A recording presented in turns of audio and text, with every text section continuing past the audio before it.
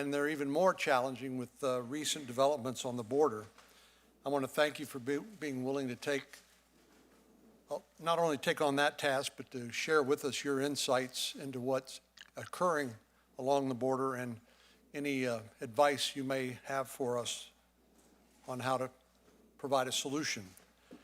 The situation unfolding on our southern border is grim. A major increase in unlawful border crossings combined with a drastic shift in migration trends and outdated laws and infrastructure has placed an incredibly great strain on law enforcement, on our legal system, and local border communities. In mid-March, Acting Secretary McAleenan, in his capacity as CBP Commissioner, warned us and the American public that the immigration system was near a breaking point. Since that time, a bad situation has gotten nothing but worse, bringing that breaking point to our doorstep. Yet, there are those who still here in Washington choose to ignore the gravity of the situation, or worse, to label it as fake or manufactured.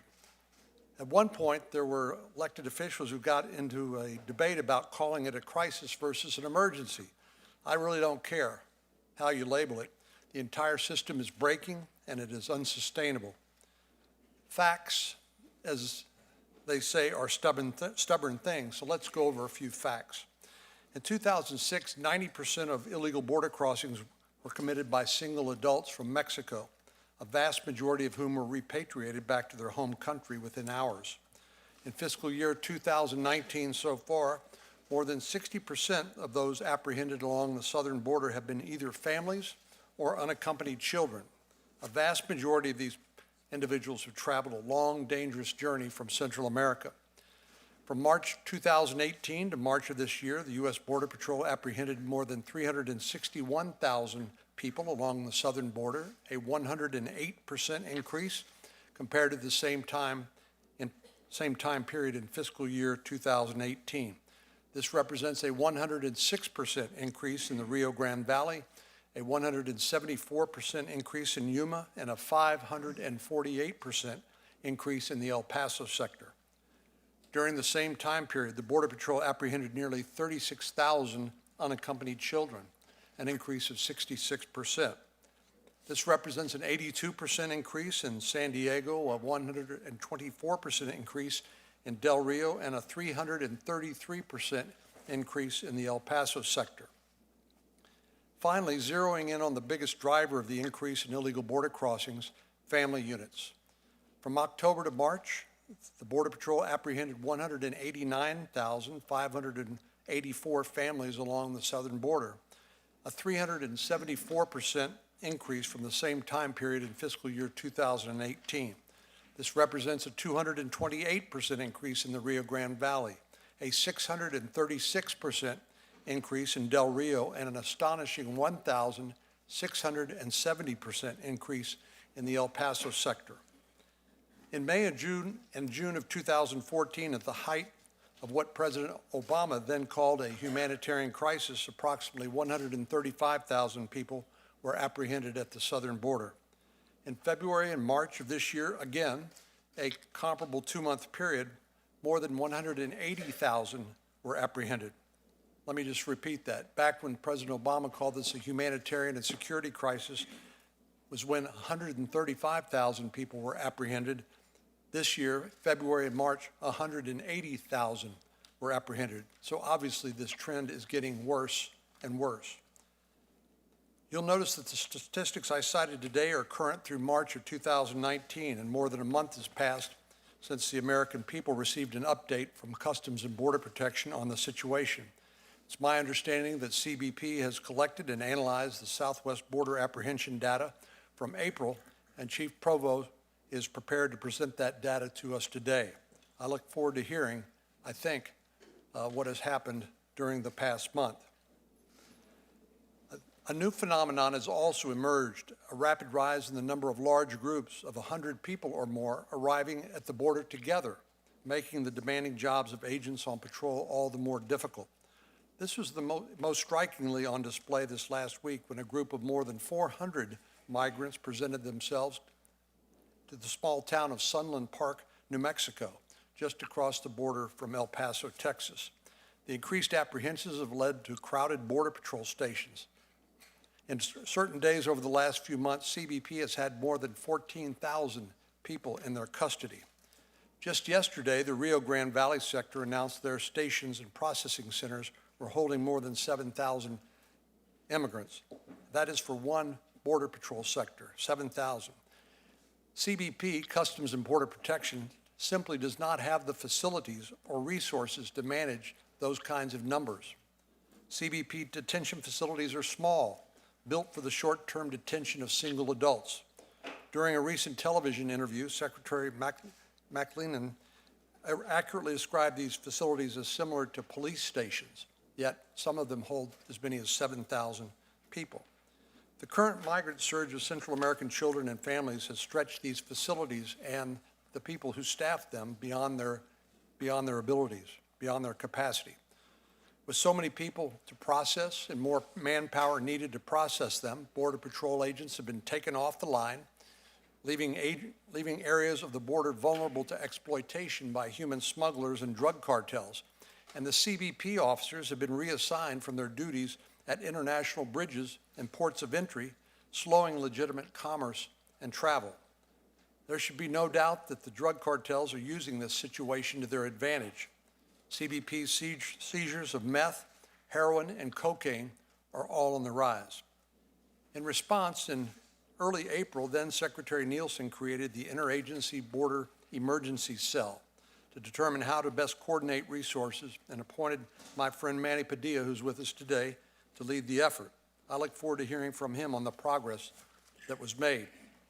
While some may think that the situation is manageable and that time is on our side, I think they're ignoring reality, and I disagree. And I know many of my constituents in Texas feel the same. We're on the front lines of this, and we're simply not set up, manned, nor do we have the capacity to absorb this huge wave of human migration coming in all at one time. In response to this worsening situation, last week I, along with my colleague from Laredo, Texas, Congressman Henry Cuellar, a Democrat, introduced the Humane Act. The Humane Act is, you can see, a bipartisan, bicameral solution to make the practical, necessary reforms to address the loopholes in our laws, ensure that families stay together, and better protect unaccompanied children released from HHS custody. We also adopt several recommendations from the bipartisan DHS Homeland Security Advisory Council, including the establishment of regional processing centers along the border and needed streamlining of processing claims. This legislation, to be sure, will not solve every problem, but it's a big step forward that would have a big impact and will bring some order out of the chaos. I urge on my colleagues on both sides of the aisle to work with us to try to solve this problem. We need to quit looking at this through a political lens or wait to try to solve what else is broken and needs to be fixed in our immigration system. This is an emergency situation, and only Congress can provide the authorization in order to allow our good men and women in Customs and Border Protection the resources they need in order to deal with this crisis. This problem will only continue to grow without our intervention, and obviously it requires compromise and cooperation.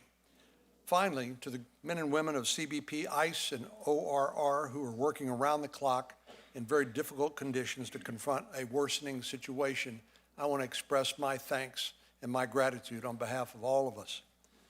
We sent them out into a losing battle unless we can work together here in Congress to give them the resources they need in order to do the job that we've asked them to do. I want to assure these dedicated men and women that we are trying, and I want to thank our witnesses for appearing before us today. I look forward to your testimony. With that, I'll now recognize Senator Durbin, the ranking member, for any opening remarks he cares to make. Thanks, Mr. Chairman. I'm glad we're having this hearing. Consider this, in fiscal year 2017, which included the end of the Obama administration and the beginning of the Trump administration, 303,000 people were apprehended at the border. 75,000, that included 75,000 families, 41,000 unaccompanied children. While only 2 months on the job, President Trump bragged about the results. On March 26, 2017, he tweeted, and I quote, "General Kelly's doing a great job at the border. Numbers are way down. Many are not even trying to come in anymore." Here we are 2 years later.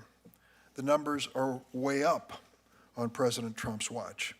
Only 6 months into fiscal year 2019, only halfway into 2019, 361,000 people have already been apprehended at the border, including 189,000 family units and 36,000 unaccompanied children. That's more total apprehensions in the first half of this fiscal year than in the entire fiscal year 2017. So the president has changed his message. On March 7th, he tweeted, and I quote, "We are on track to apprehend more than 1 million people coming across the southern border this year. Can be fixed by Congress so easily and quickly if only the Democrats would get on board." So when the numbers were way down, the president took credit. But now that the numbers are up, it turns out it's the Democrats. Let's look at the facts. During less than 2.5 years of the Trump administration, the Department of Homeland Security has been in chaos. There have already been 4 different heads of the department: Secretary John Kelly, Acting Secretary Elaine Duke, Secretary Kirstjen Nielsen, and now Acting Secretary Kevin McAleenan. And there have already been 4 acting directors of Immigration and Customs Enforcement in 2 years, and 3 nominees to head ICE. 1 year ago this week, on May 7th, 2018, then Attorney General Sessions announced a Get Tough policy, the full implementation of the administration's disastrous zero-tolerance policy, which led to the separation of at least 2,880 infants, toddlers, and children from their parents. Thanks to an investigation by the Inspector General that I requested, we now know that before that announcement, thousands more children may have been separated by this administration in pursuit of the policy before it was announced. Just 2 weeks ago, Federal District Court Judge Dana Sabrow from California ordered the administration to begin efforts to identify and reunite these families.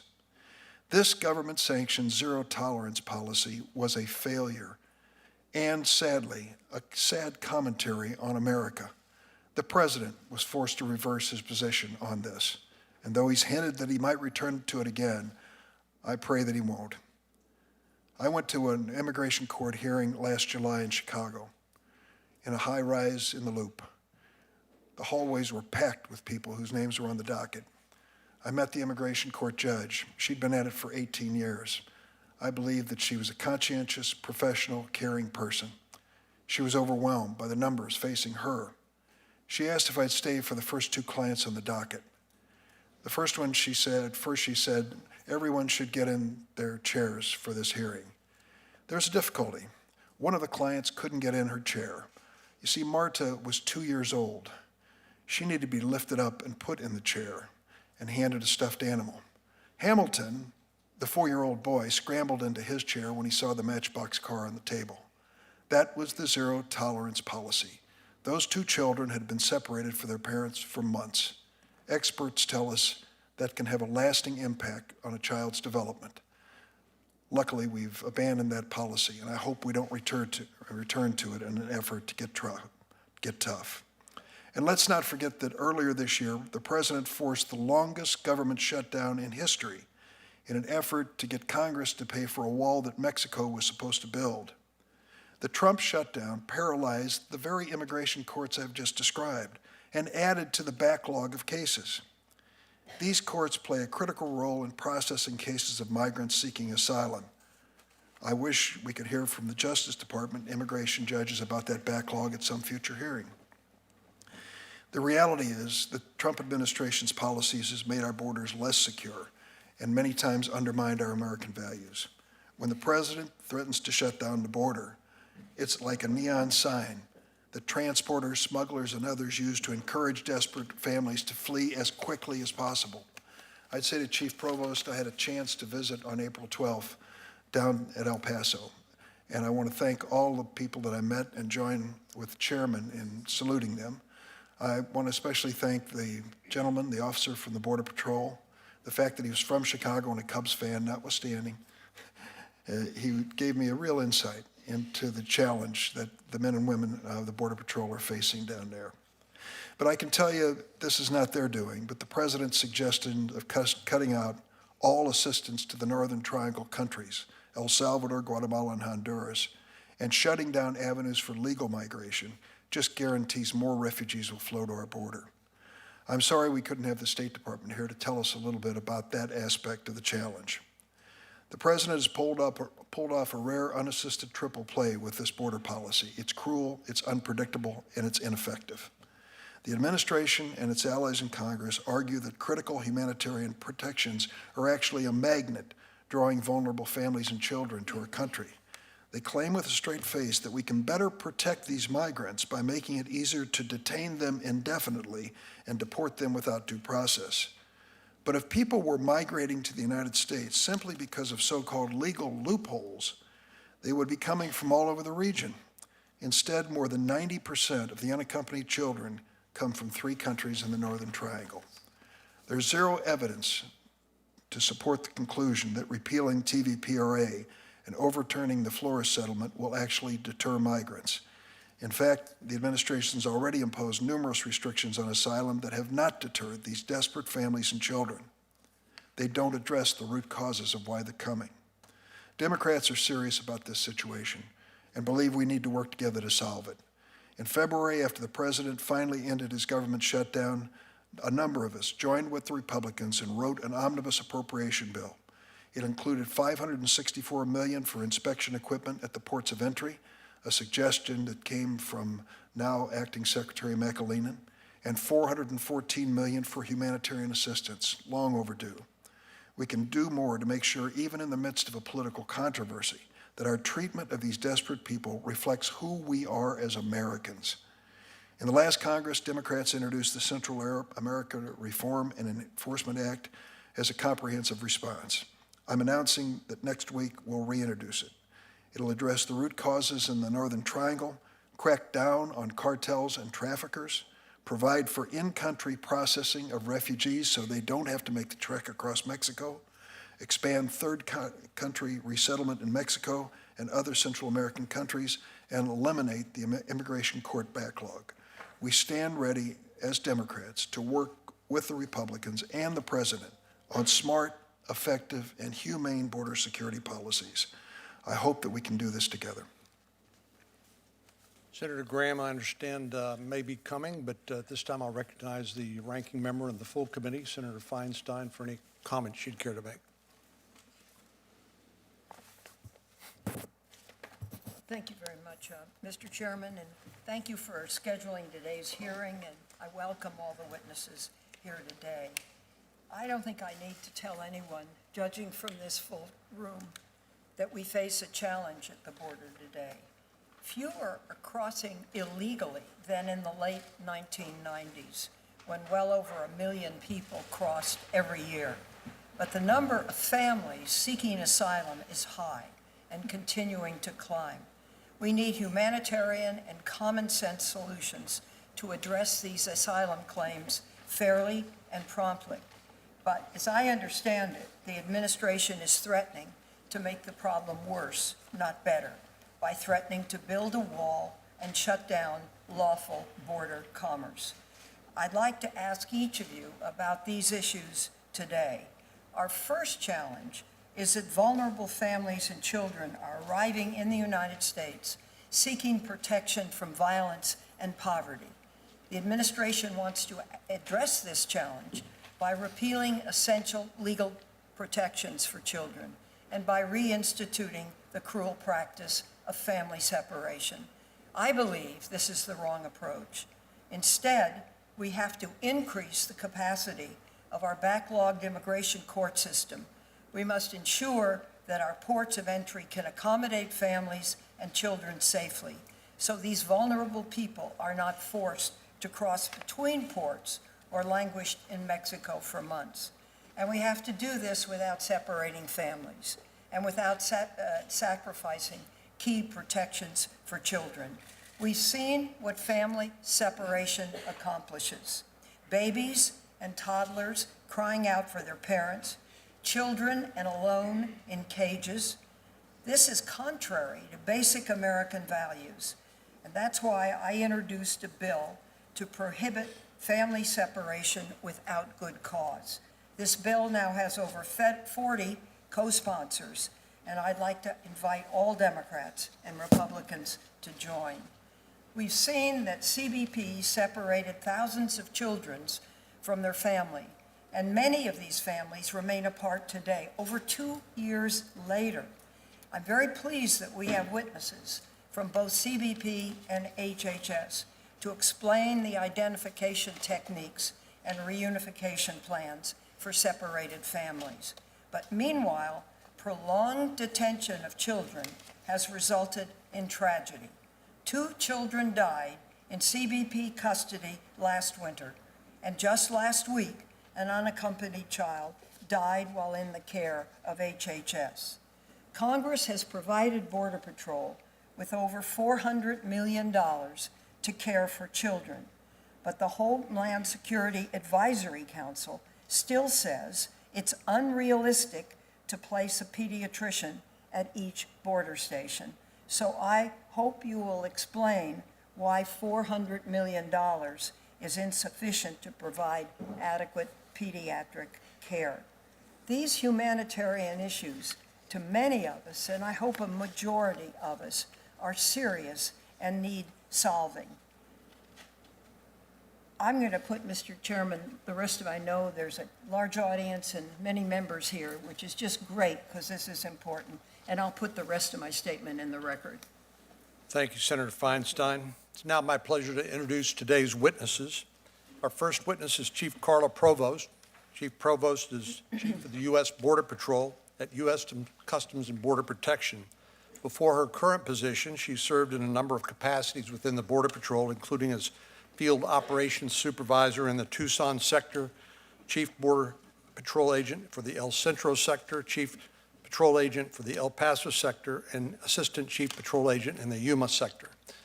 Our next witness is Mr. Todd Owen. Mr. Owen is currently the Executive Assistant Commissioner in the Office of Field Operations. This includes managing a budget of $5.2 billion for operations at CBP's ports of entry and other national security operations. Prior to his current role at CBP, Mr. Owen served as the Director of Field Operations for the Los Angeles Field Office. His responsibilities extended to the greater Los Angeles area, including the Los Angeles and Las Vegas international airports. Our third witness is Nathalie Asher. Ms. Asher currently is the Acting Executive Associate Director of Enforcement and Removal Operations for the Department of Homeland Security. In this role, she's tasked with identifying, arresting, removing those aliens who present a danger to national security or public safety. Prior to her current position, she served in the U.S. Army as a Russian linguist and military intelligence analyst. Our next witness is Mr. Jonathan Hayes, who's currently Director of the Office of Refugee Resettlement at the Department of Health and Human Services. Prior to his current role, Mr. Hayes served as Chief of Staff at ORR, and before joining HHS, Mr. Hayes served as Chief of Staff to 2 members of the House of Representatives. Our final witness is Mr. Manny Padilla. Mr. Padilla is currently the Director of the DHS Joint Task Force West, where he is tasked with improving information sharing and coordination for CBP and ICE.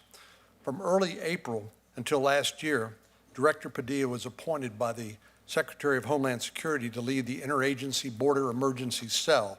Director Padilla has also served as Sector Chief of the Border Patrol's Rio Grande Valley sector. Thank you all for joining us today, and if you would please stand, I will administer the oath. You swear or affirm that the testimony you're about to give today is the truth, the whole truth, and nothing but the truth, so help you God. Thank you. Have a seat. Well, I guess different people hear different messages, but one of the messages I hear is good luck. You're not going to get any help from Congress. It's all President Trump's fault. So you don't have to agree or disagree with what I just said, but I hope you will tell us in an unvarnished and factual way exactly what you are seeing, and based on your experience at the border, what Congress needs to do. I'm not talking about what President Trump needs to do or what anybody else needs to do, but I'm asking you to tell us what Congress needs to do in order to give you the tools you need in order to do your job. Chief Provost, I'll recognize you first for your opening statement. Thank you, and good afternoon, Chairman Cornyn, Ranking Member Durbin, and members of the subcommittee. I could not be prouder to be here today representing the men and women of the Border Patrol. I joined the Border Patrol nearly 25 years ago because of my strong belief in our border security mission. I could never have envisioned that today agents would spend at least 40% of their time as child care professionals, medical caregivers, bus drivers, and food service workers. Time and time again, my agents continue to go above and beyond. Just a few weeks ago, agents rescued a 3-year-old boy abandoned by smugglers in a cornfield with only his name and his parents' phone number written on his shoes. Agents have rescued more than 2,200 migrants endangered by ruthless smugglers so far this year. As we sit here today, thousands more are being encouraged to bring or send their children to our border based on smugglers' false promises of a safe and easy journey. Our apprehension numbers are off the charts compared to recent years. As of April 30th, we apprehended 460,294 people on the southern border. In the last week, we had our highest single day, over 5,200 apprehensions, and our single largest group of 421 illegal aliens. As of Sunday, only 7 months into the year, we have now surpassed the total southwest border apprehensions of every fiscal year since 2009.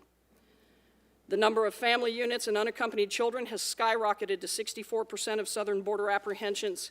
So far this year, we've apprehended 248,197 family unit aliens and 44,779 UACs. These populations present significant challenges, not only because of the additional care they require, but because our immigration system treats them differently than single adults. For the first time in Border Patrol history, nearly half of the adults we apprehended in April brought children.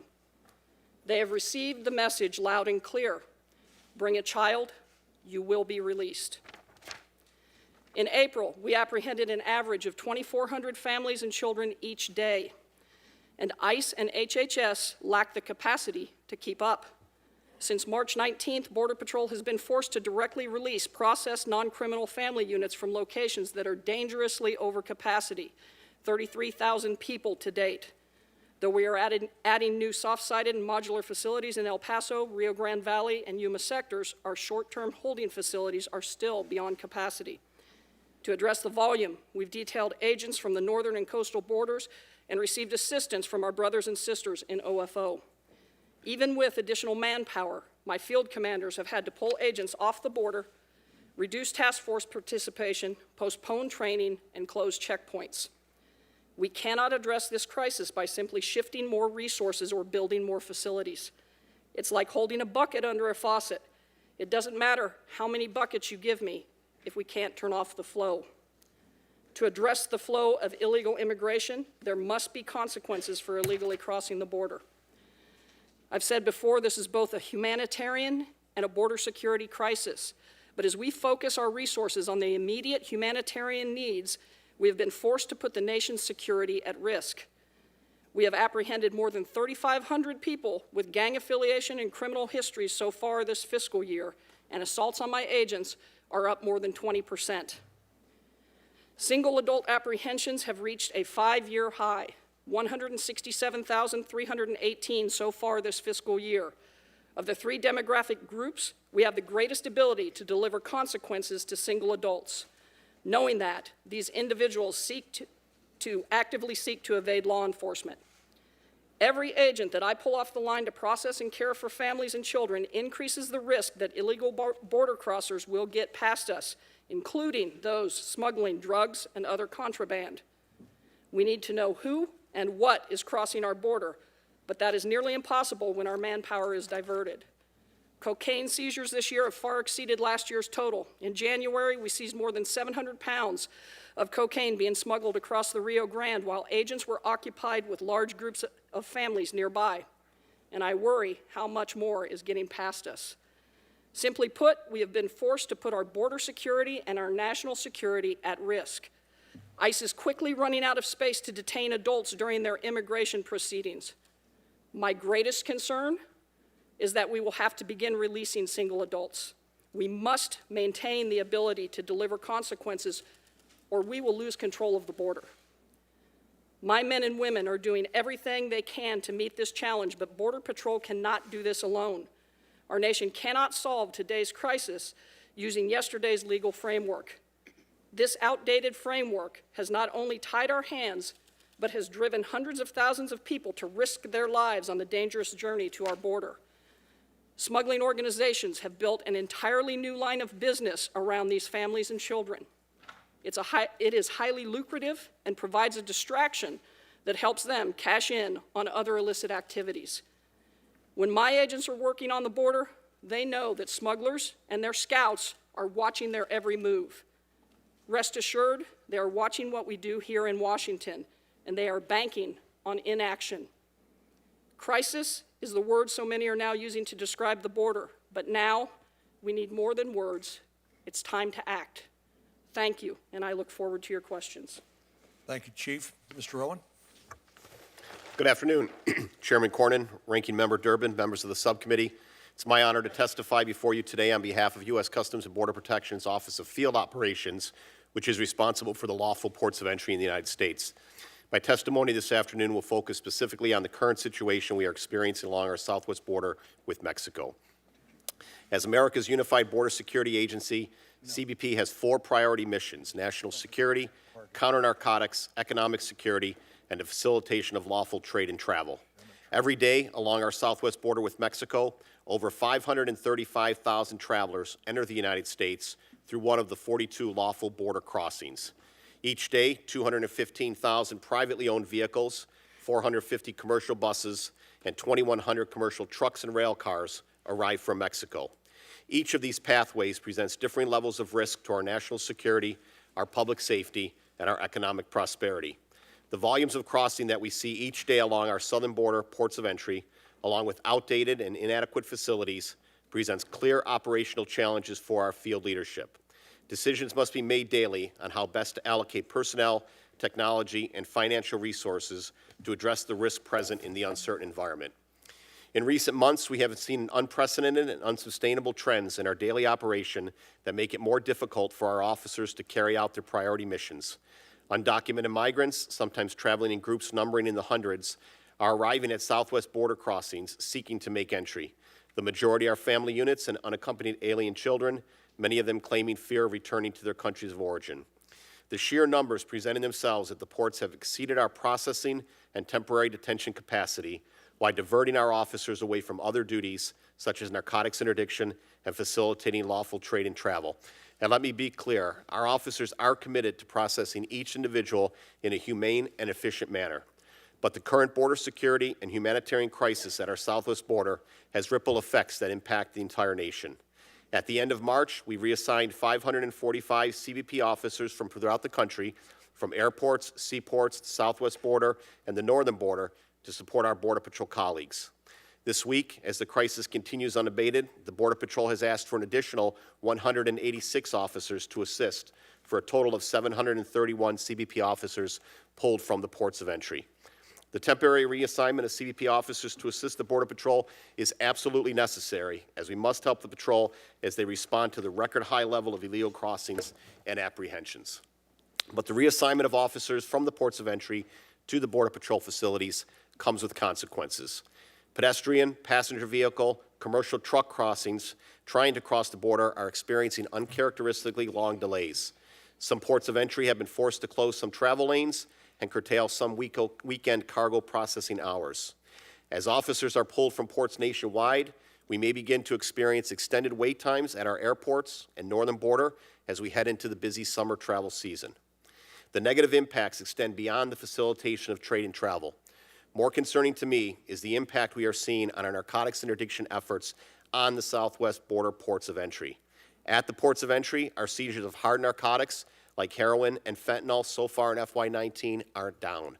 We're seeing significant increases between the ports as the Border Patrol agents are directed to assist with the humanitarian crisis. In FY17, when crossings of undocumented migrants were at 40-year lows, we experienced a 34% increase in hard narcotic seizures along our southwest border over the previous year. Each officer and agent pulled off the front line to process, detain, and care for undocumented migrants has a direct impact on CBP's interdiction of hard narcotics flowing into our communities. This fact must not be lost, which is why the current migration situation along the southwest border must be viewed as not only a humanitarian crisis, but a national security crisis as well. I appreciate the support Congress has offered our men and women on the front lines. I look forward to your questions. Thank you. Thank you, Mr. Owen. Ms. Asher? Chairman Cornyn, Ranking Member Durbin, and distinguished members of the subcommittee.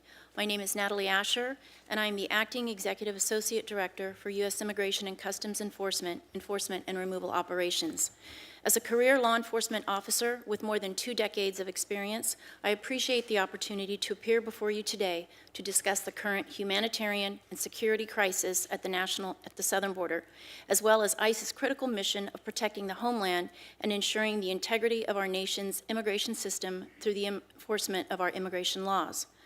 Today, unprecedented numbers of migrants continue to illegally cross the border or present themselves at ports of entry without documentation. These numbers are on the rise, straining our entire immigration system, stretching resources thin across the Department of Homeland Security, and causing ICE to balance its public safety mission in the interior of the United States with the influx of migrants at the border. In the past, the vast majority of illegal migrants were single male adults from Mexico who could be quickly and effectively returned. Beginning with the initial surge in FY 2014, there has been a significant increase in the arrival of both family units and unaccompanied alien children across the southern border, a trend which continues with no end in sight.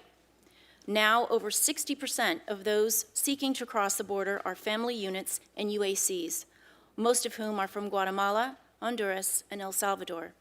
In fact, since December 21st, 2018, ICE has released approximately 168,000 family members directly into the United States, as current laws and court rulings essentially mandate the immediate release of these family members, many of whom are never heard from again. These family units and UAC add to our already overburdened immigration system and contribute to the growing immigration court backlog, which has now surpassed 800,000 cases. 2 of ICE's greatest challenges are limited detention beds for adults and the inability to detain family units for the length of time necessary for their cases to be decided, in large part due to the Flores settlement agreement and judicial decisions that interpret it. The record numbers of CBP apprehensions at the border impact our interior enforcement efforts because congressional funding limits the number of adult beds available to ICE. Since many recent border crossers are subject to mandatory detention under the Immigration and Nationality Act, their arrival leaves limited detention capacity for those who are arrested in the interior of the country, including those with criminal records. Additionally, since ICE can typically only hold family units for approximately 20 days due to the Flores and the judicial decisions interpreting it, most members of this population remain non-detained with little or no oversight.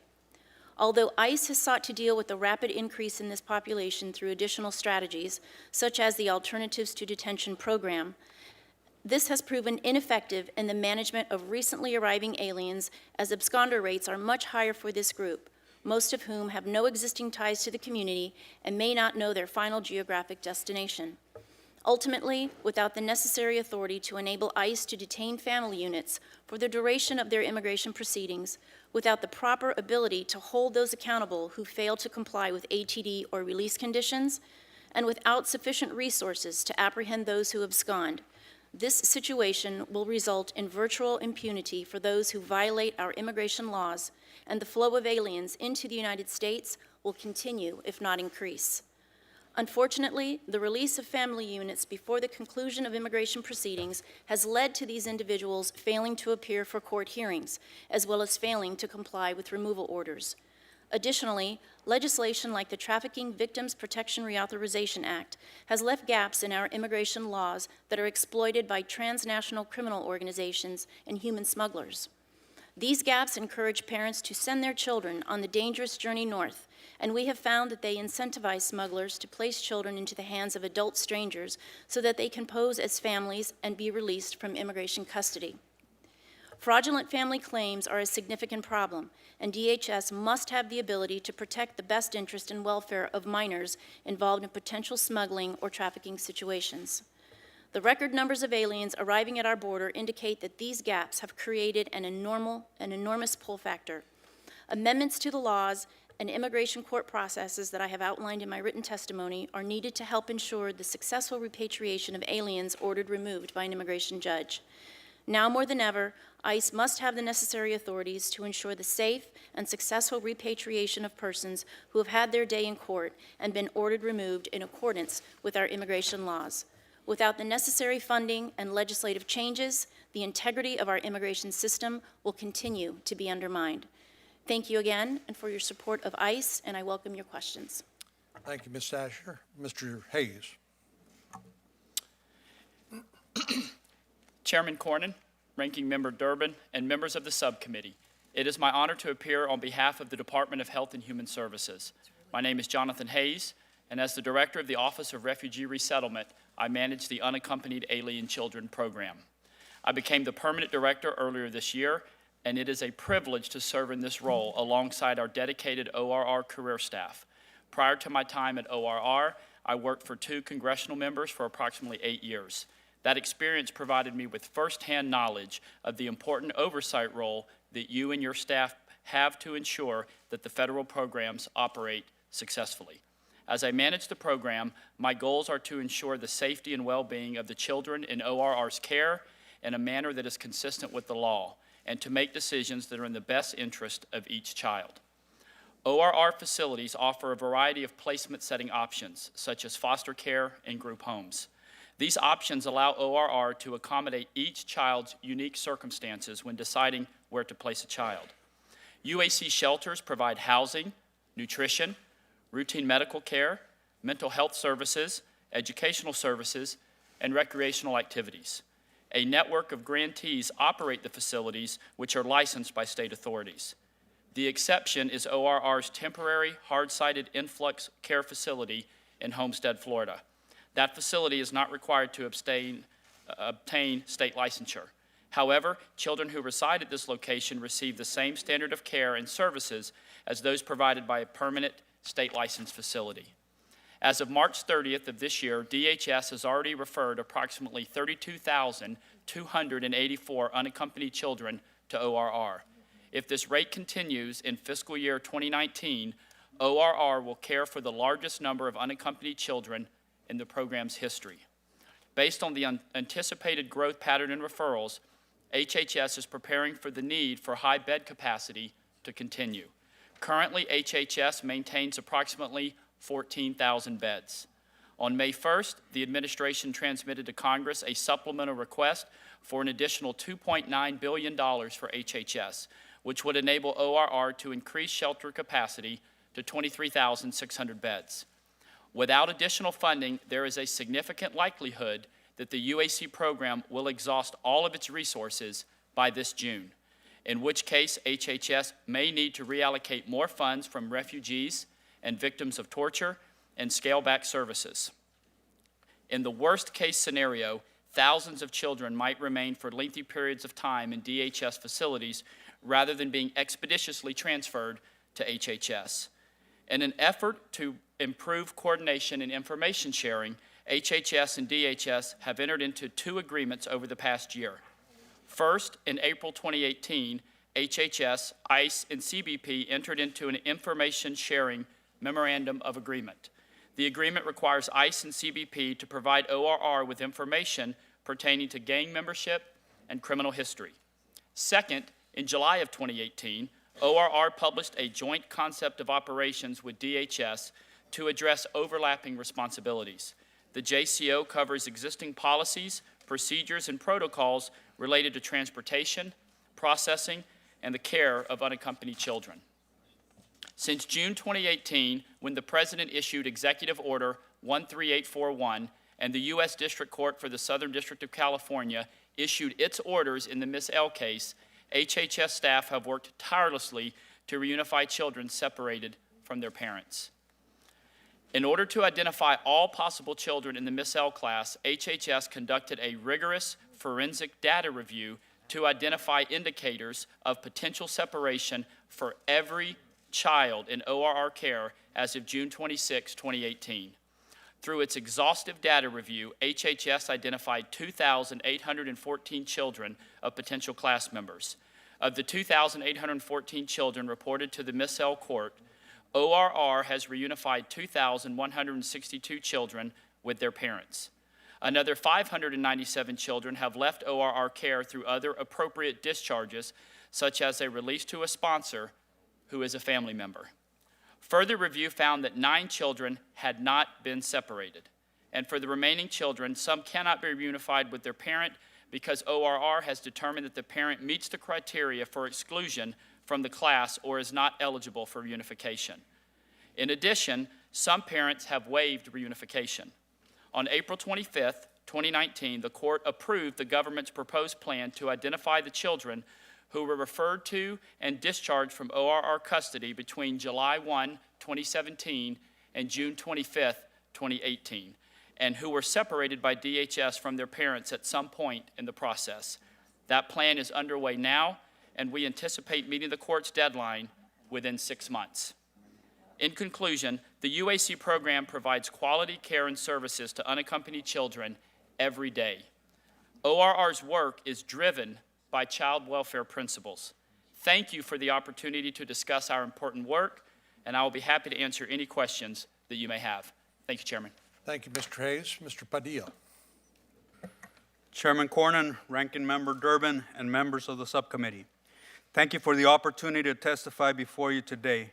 My name is Manuel Padilla, Jr., and I am the director of the Joint Task Force West. That's part of the Department of Homeland Security's Southern Border and Approaches campaign. I was born on the U.S.-Mexico border and grew up in a border community. I joined the Border Patrol when I was 20 years of age and have been working at different levels and locations along the border for more than 32 years now. I know the southwest border from a personal and professional perspective. Throughout the years, I have seen illegal immigration and cross-border crime evolve extensively. I have seen large numbers of illegal migrants and narcotics traffickers crossing the border highway into U.S. neighborhoods and schools in El Paso in 1993. I have seen the horrific aftermath of cartel violence as criminal groups battle for control in certain parts of the border. I have seen people that criminal organizations have brutally beaten or left behind to die. I have seen migrants thrown into the Rio Grande to distract pursuing agents. However, I have never seen the conditions that we are currently experiencing on the southwest border. The influx of family units and unaccompanied children has increased exponentially. CBP's holding facilities and ICE's detention facilities are beyond capacity. Officers and agents are stretched to their limit. Today, we are contending with an unprecedented humanitarian and border security crisis, and a crisis situation demands a crisis response. On April 2nd, 2019, former DHS Secretary Nielsen created the Interagency Border Emergency Cell, or the IBEC. The purpose of the IBEC was to coordinate the government's resource response to the crisis on the border. This is not without precedent. DHS will often stand up coordination cells in times of disaster, such as responding to a hurricane or a wildfire. The analogy between the migration crisis and a hurricane is not far off. Both create significant humanitarian demands, including food and shelter. Both require a whole-of-government approach, and both have wide-ranging effects outside the immediate point of impact. In the case of migration, that includes increased wait times for legitimate trade and travel and an overall degradation of our national security mission. I was selected to lead the department's resource coordination efforts in addressing this crisis. Our first order of business was to get resources down to the front line. That included transportation, health and medical, food, water, and shelter resources, as well as security and legal resources. We began by looking internally at our resources within the Department of Homeland Security.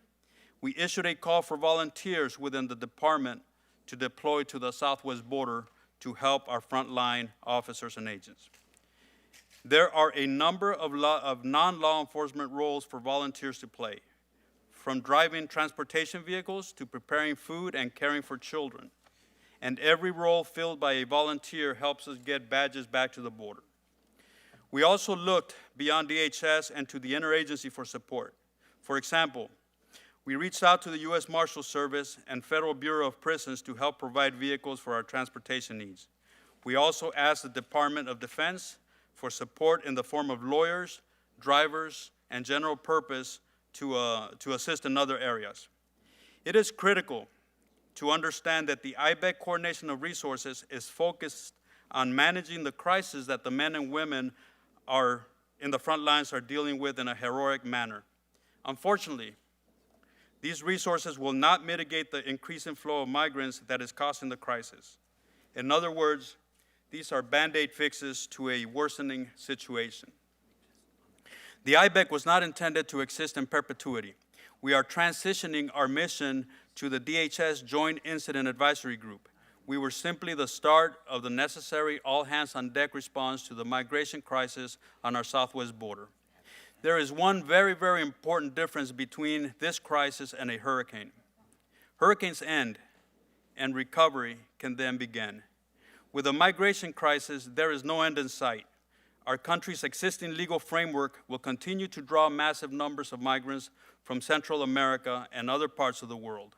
We do not have the facilities to shelter them, nor is there an efficient way to return them to their respective countries. This is until our laws change. The hurricane will continue on until there's fundamental change to our laws. The only one who can stop the storm is the Congress of the United States, and I implore the men and women of this subcommittee to acknowledge the crisis and take action. Thank you for your time, and I look forward to your questions. Thank you, Mr. Padilla. We'll do 5-minute rounds of questions for the witnesses. Chief Provost, a couple of weeks ago, the New York Times ran a story about a 3-year-old child unaccompanied by an adult that the Border Patrol found at the border. How in the world would a 3-year-old child make their way from Central America to the U.S.-Mexico border, and why would anybody send them? Why would any parent or family member send them unaccompanied to the United States? Thank you for the question, Senator. Yes, that's a tough case, and the young man is in good care with HHS now, and we made sure that we got him new clothes, and he was watching movies at the station. But that one was a tough one, to see him abandoned out in a cornfield. The smugglers, as I said, this is illicit business for them. They're making money off of this. They are pushing families, saying that they can either get the families or they can get their children here. And these smugglers know that under the Flores decision, the U.S. government can't hold a child in detention longer than 20 days, correct? That is correct, and from interviews that we have done with the families that we have been apprehending, they are hearing that message loud and clear. They are hearing that from the smugglers. They are hearing it through media down in the Northern Triangle as well. So therefore, and they don't understand the risk and the dangers that the trip is going to bring, I don't believe. Well, let's talk about that a minute. Do you know how many children are sent from Central America to the United States who die en route? We have, as you know, Senator, we rescue, and we've rescued over 2,200. We have seen numerous deaths to include those are children. only the ones who make it to the That's correct. border, correct? So we have also come across numerous individuals that are deceased. That being said, that does not account for those that die along the way. How about the along women and journey. children who are sexually assaulted en route? Is We it have true that the U.S. government performs birth control examinations or tests on 10-year-old girls? I have never heard of that happening, so I can't speak to the birth control tests. I can speak to the sexual assaults, though, and that we are having young women and young men report being sexually assaulted along their journey. If you come as a young young girl, let's say a minor child from Central America to the Mexican border, what are your chances of being sexually assaulted en route? Do you have any statistics or any numbers for us? I don't have an exact number, but I would say that particularly if they are coming alone, that it is certainly of high risk. And do you have instances where adults claim to be a parent or family member of a child, and that ends up being a false? The child ends up being a ticket used by that adult to try to exploit this temporary detention provision in American law? We are seeing that. Fiscal year to date, we've already identified 3,500 fraudulent families, and fraud is for various reasons, but we have seen instances where children are certainly being exploited along the way, and we are working with our partners at ICE HSI as well to try to identify as many of those as possible. The welfare of these children are of our utmost concern. And these problems are going to continue and maybe get worse unless Congress acts. Is that part of your message for us today? I would tell you that they will continue to get worse based on the numbers that we are seeing as the numbers continue to increase. Border Patrol alone nearly apprehended 100,000 people this last month. 98,977. That was just Border Patrol apprehensions in the month of April. I don't believe anybody in Congress would ask our men and women in the United States military to fight our nation's wars without making sure that they were trained and equipped in order to do that. But I do believe that Congress is sending our men and women in the Border Patrol, Customs and Border Protection into a different kind of battle and denying you the authorities that only Congress can provide to give you the tools you need in order to do your job. Mr. Owen, let me tell you about a meeting I had recently from some constituents who happen to be engaged in businesses along the border and in the heartland, manufacturing business. As you know, there's manufacturing supply chains that require cross-border traffic, places like Laredo, McAllen, El Paso. They even told me that in order to meet the demands of the supply chain for a manufacturing process, they had to fly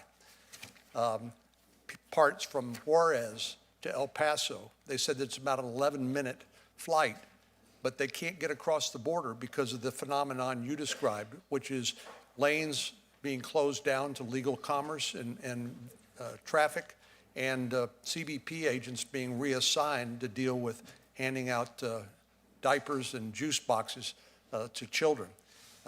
Can you confirm that and tell us, is this a threat to the U.S. economy? Yes, sir, absolutely. When the Border Patrol put out their call for assistance at the end of March, where they were completely overwhelmed, completely overwhelmed with what they were seeing, we provided 545 officers directly from the southwest border ports that were most capable to respond immediately. So they had an urgent need. We provided officers who were in the immediate area. We pulled 300 officers out of the Laredo area, 194 out of the El Paso area, and 51 out of the San Diego area. That immediate response to assist the Border Patrol did result in significant wait times, both commercially and in our passenger vehicles as well. Typical wait times would be 1 to 2 hours. We were seeing 5 to 7 hour wait times for cargo coming across. After that initial call for assistance came out, we were able to begin to readjust those 545 officers from the southwest border with replacements from our airports, our seaports, our northern border, in alliance with our collective bargaining agreement we have from the union. So eventually we were able to get that balance down. Right now it's about 245 officers from the southwest border that are assisting and 300 from the airports, the seaports, and the northern border that are assisting. That has brought the wait times back down, still higher than what we typically have seen before, but much better than what we saw at the end of March. What are you going to do when instead of 100,000 migrants a month, you see 200,000 or 300,000, very 400,000? Very concerning as the Border Patrol needs more assistance and they turn to us to provide that assistance. We'll be pulling more officers out of our airports, our seaports, our northern border. That is where the majority of our staff is. And we enter our busy summer travel season next month. So there could be ripple effects throughout the economy, throughout our summer travel, if this situation continues. Thank you. Senator Durbin. Thank you very much, Mr. Chairman. Some spokesmen, and perhaps even the president, have claimed that only 3% of asylum seekers and 2% of immigrants attend immigration courts. Can anyone here shed any light on the statistics that have been used? Kirsten Nielsen said as secretary, asylum seekers more than not fail to appear in immigration court. Have any of you heard that? So, thank you, Senator. What I can tell you is that, better? What I can tell you is that the overwhelming majority of individuals, particularly the family members who are coming across, in fact, are not attending even their first hearings. The situation that we have, just sort of piggybacking on the ripple effect of the sheer volume of individuals coming across. I don't have the capacity, as you well know, to house family members beyond what is restricted there in Texas. So I hate to interrupt you, but I've got to stop this right now. In fiscal year 2018, the Department of Justice figures show 89% of all asylum applicants attended their final court hearing to reach a decision on their application. When families and unaccompanied children have access to legal representation, the rate of compliance with immigration court obligations is 98%. Now, does that sound like 2% or 3%? It isn't even close. And if we found that if there's any case management and counseling, so they understand the legal process, they're going to show up in numbers over 95%. They want to have an adjudication. They're hoping they can stay here legally. But this 2 or 3% catch and release, we'll never see them again. The Department of Justice says that isn't true. I think we've got to start with some basic facts that we can agree on here. And this is not a Democratic National Committee press release. This is from the Department of Justice. Let me ask this question if I can. Chief Provost, you've been on the job for a few years. Do you mind telling us how long your career's been? 25 years with the Border Patrol. Okay. I don't say that in any way to denigrate you, but to celebrate your service to our government. Thank you. So you talked about the faucet and the bucket. Yep. And what you basically said is until you turn the faucet off, we just can't keep up with this. Yes, sir. I would suggest to you that you're looking at the same faucet today that you looked at 2 years ago and 5 years ago. In other words, TVPRA, the Flores decision, our standards for asylum are internationally accepted standards, credible threats, credible fear. So the faucet's the same. The question is, why is more water flowing through the faucet? And I think you have to go beyond the obvious laws to ask, what are the circumstances that are driving more water through this faucet? What has changed from 2 years ago that we're having dramatic increases? And that's where I think we have to step in. You can tell us the results of it and what you face every day, and I've seen it firsthand, at least my one visit. I don't profess to be an expert, but I saw pretty graphically what was going on in El Paso. What's going on in 3 countries in our hemisphere is dramatically different than it was just a few years ago. And people are doing things that were unthinkable a few years ago. And there are lots of explanations. Our drug consumption, the drug money we send back down south to these cartels, the guns that come out of gun shows in the United States to arm these cartels. Part of that is a cycle of violence and disruption that leads to these people being terrorized in countries with very flimsy, if any, governments. So when we talk about policies, the faucet looks the same as it did 2 years or 5 years ago, but the water flowing through it is coming from an unusual source in a different way. Please respond. Senator, you're discussing the push and pull factors of why these individuals are coming here. Now, I would say that it is not quite the same in the aspect of the demographic has changed dramatically. And as I stated before, single adults are the only demographic that we can deliver a consequence to now. But the law hasn't changed. Has it? Actually, well, when it comes to detaining families, yes, because of the Flores settlement How long is agreement. that? How long has the Flores settlement been out? Since late 2015, I think. So we've had 4 years or 5 years. And now since then, our numbers of family units have skyrocketed once they realized that we could not detain children longer than 20 days. Do you have any confidence that if we took these unaccompanied children and returned them to any of these countries, if they're arguing that they're being terrorized and threatened with death by gangs, that they would be protected in those countries?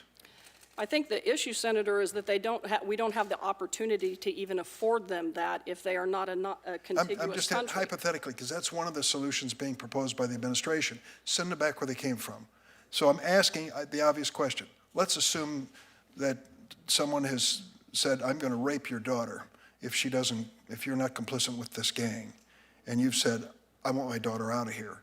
Now the daughter's being returned after this perilous journey to the United States, and she didn't qualify, and she's being sent back.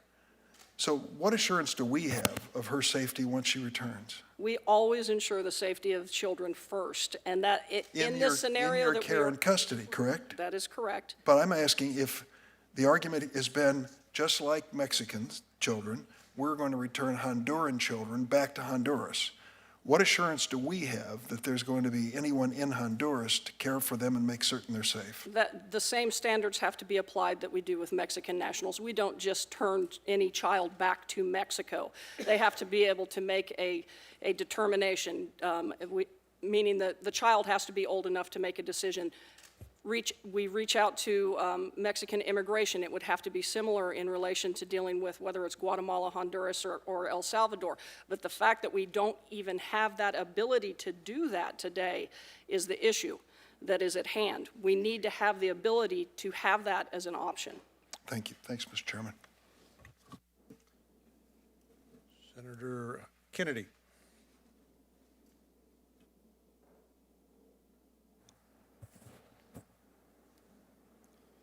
Am I saying your name right?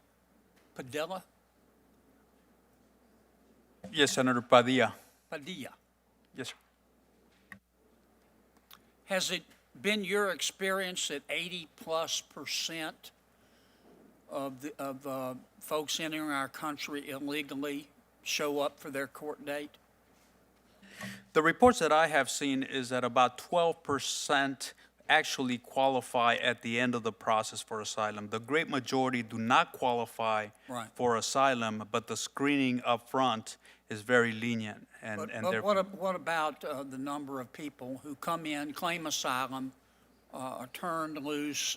What percentage you think, based on your experience, actually show up for their court date? Yes, I cannot answer that categorically, but what I can tell you is that one of the main drivers for the populations that we're seeing right now is the organized crime is very, very knowledgeable of our laws. Yes, sir. I guess what confuses me is if everybody shows up for their court date, how come we have 11 million people in our country illegally? Those numbers don't make sense to me. And I'd like to ask Attorney General Barr if he can do this when he's under a contempt citation, to ask whoever put together those numbers at Justice to take another run at it. I'm not saying my good friend Senator Durbin is wrong. He's citing justice figures. That just doesn't make sense to me. I don't understand how we got 11 million folks here in our country who are here in violation of the law if they all showed up for their court date. Let me shift gears here.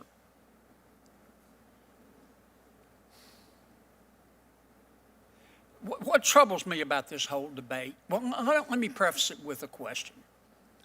Mr. Hayes, is illegal immigration illegal?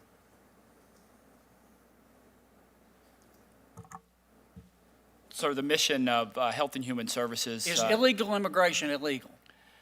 The mission of Health and Human Services is to not enforce immigration laws. Our role is to simply care for the children that are referred to us, sir. All right. How long you been in the bureaucracy?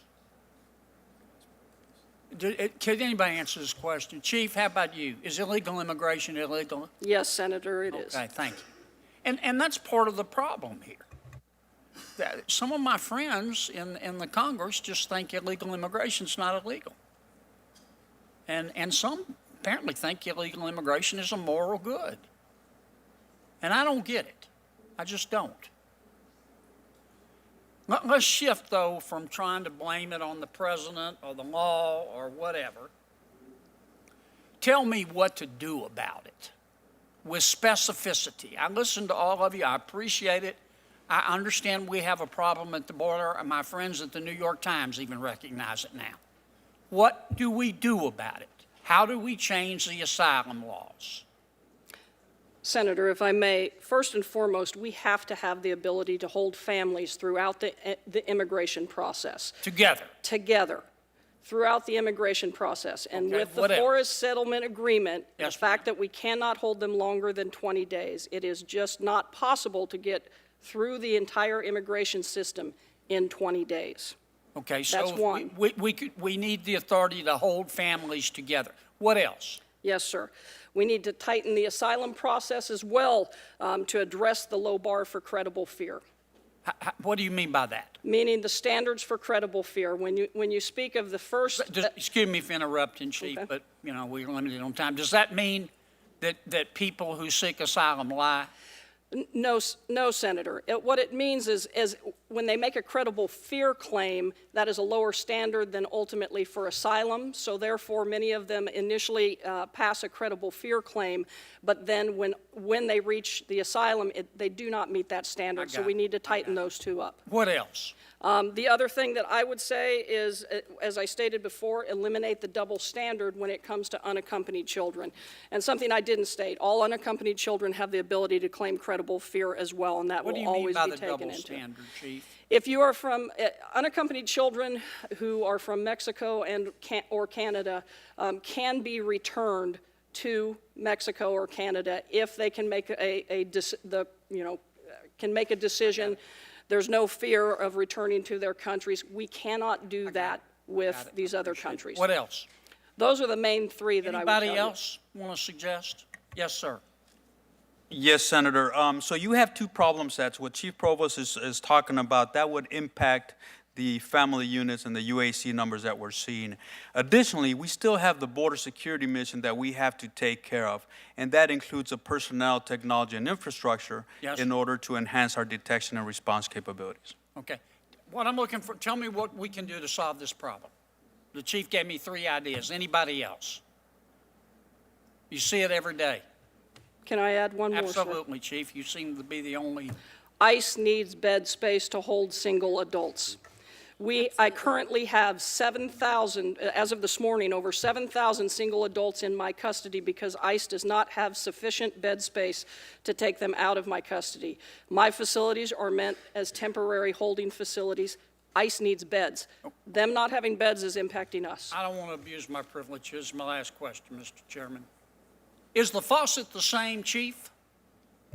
No, sir. The demographic has changed dramatically, which is why we are having these issues. Has the water flow changed? It has gone up dramatically, as I stated. We have surpassed already this year total apprehensions all the way back to 2009. Have we ever had For every year. 5,000 people a day?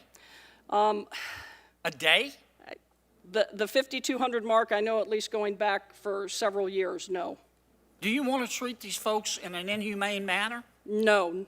My agents are, I am so proud of my men and women for what they are having to deal with. Do you know of anybody in any government service dealing with immigration who has treated our world's neighbors who come here in an inhumane manner, intentionally? No, sir.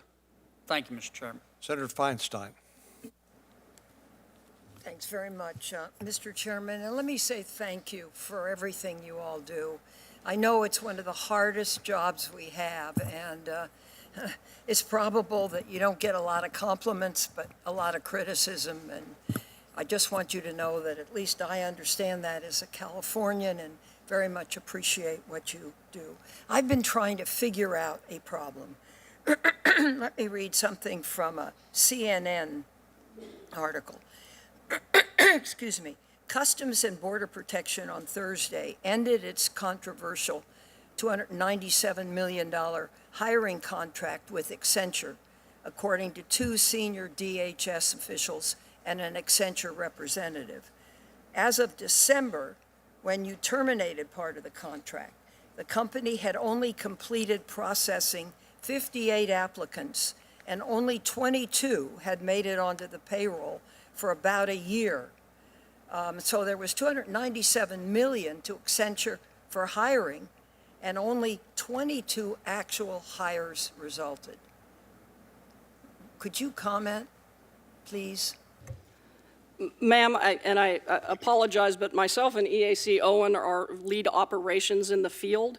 I think that we probably need to get you a briefing from our staffing that handles the hiring and the human capital.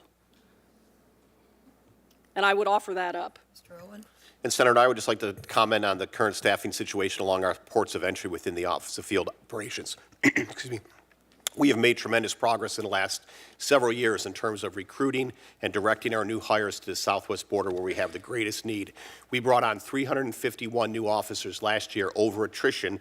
We lose about 700 officers a year through normal attrition. So that would have been hiring of over 1,000 last year. This year, because of the improvements we have made through the hiring process, the recruitment process, we're looking at bringing on over 1,150 new CBP officers for our ports of entry.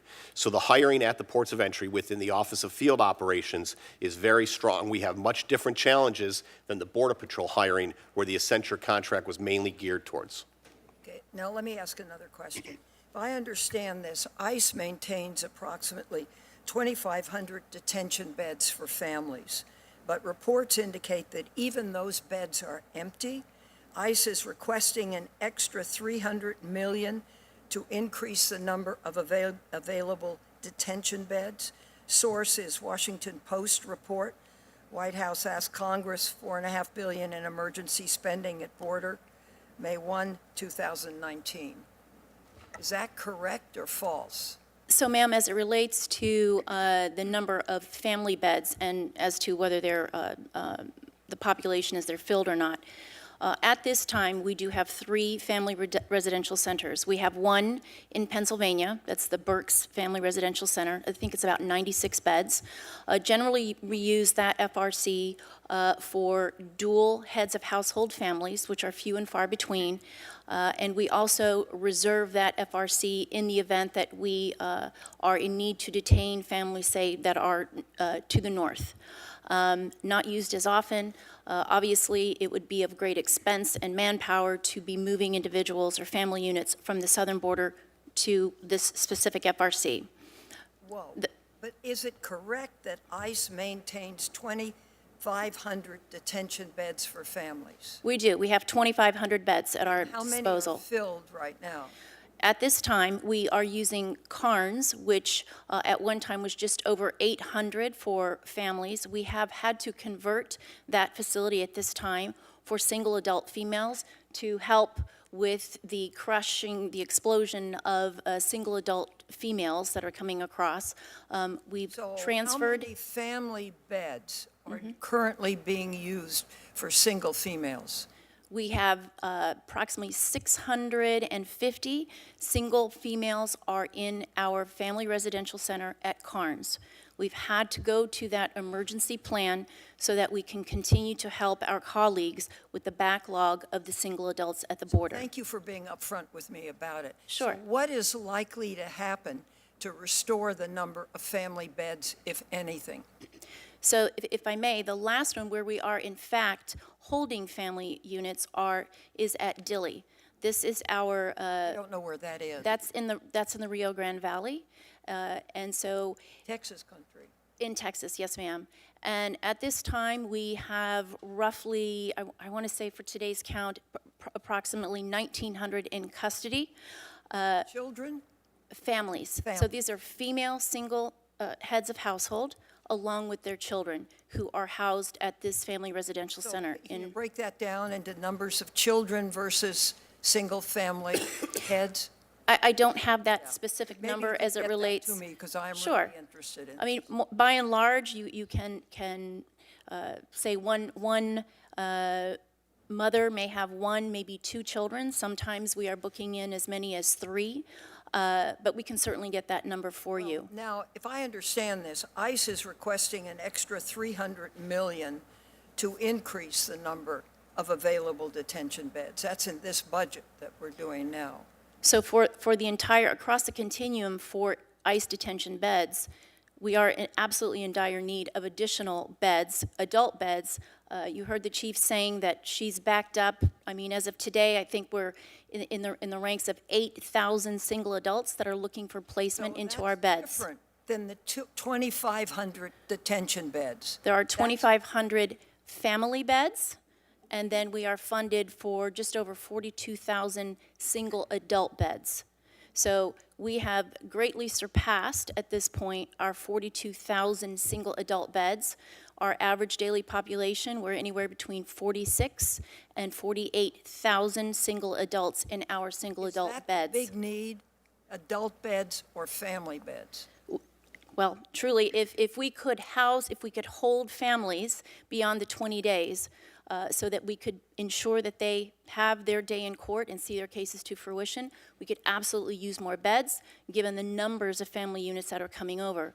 But again, just to confirm what the chief has shared, this explosion in single adults as well, we are in dire need. If I may share one interesting statistic, this time last year, the end of April last year, we booked into ICE custody 128,000 CBP apprehensions, okay? The end of April of just a couple of weeks ago, we booked in 242,000 CBP arrests. That's 114,000 more over last year, that same time frame. We are in a dire need for additional single adult beds. We are constantly working to acquire temporary beds to make sure that the current inventory, individuals that are in our custody right now, are having their cases timely heard, or if they are in need of being timely released, or affecting timely removal, so that we can accommodate the nonstop surge of even single adults coming across. One other question. It's my understanding there's $200 million in carryover funding. Is it possible to use that $200 million for additional beds? However we can be, however we can be funded, whatever congressionally we are allowed to do to acquire those beds, we will do. But what's important here. Some of us are appropriators of Yes, this ma'am. committee.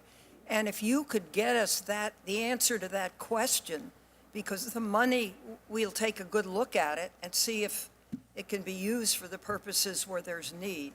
Much appreciated. And if I may, I think what we have to think of the full sort of complement of when we are buying that bed.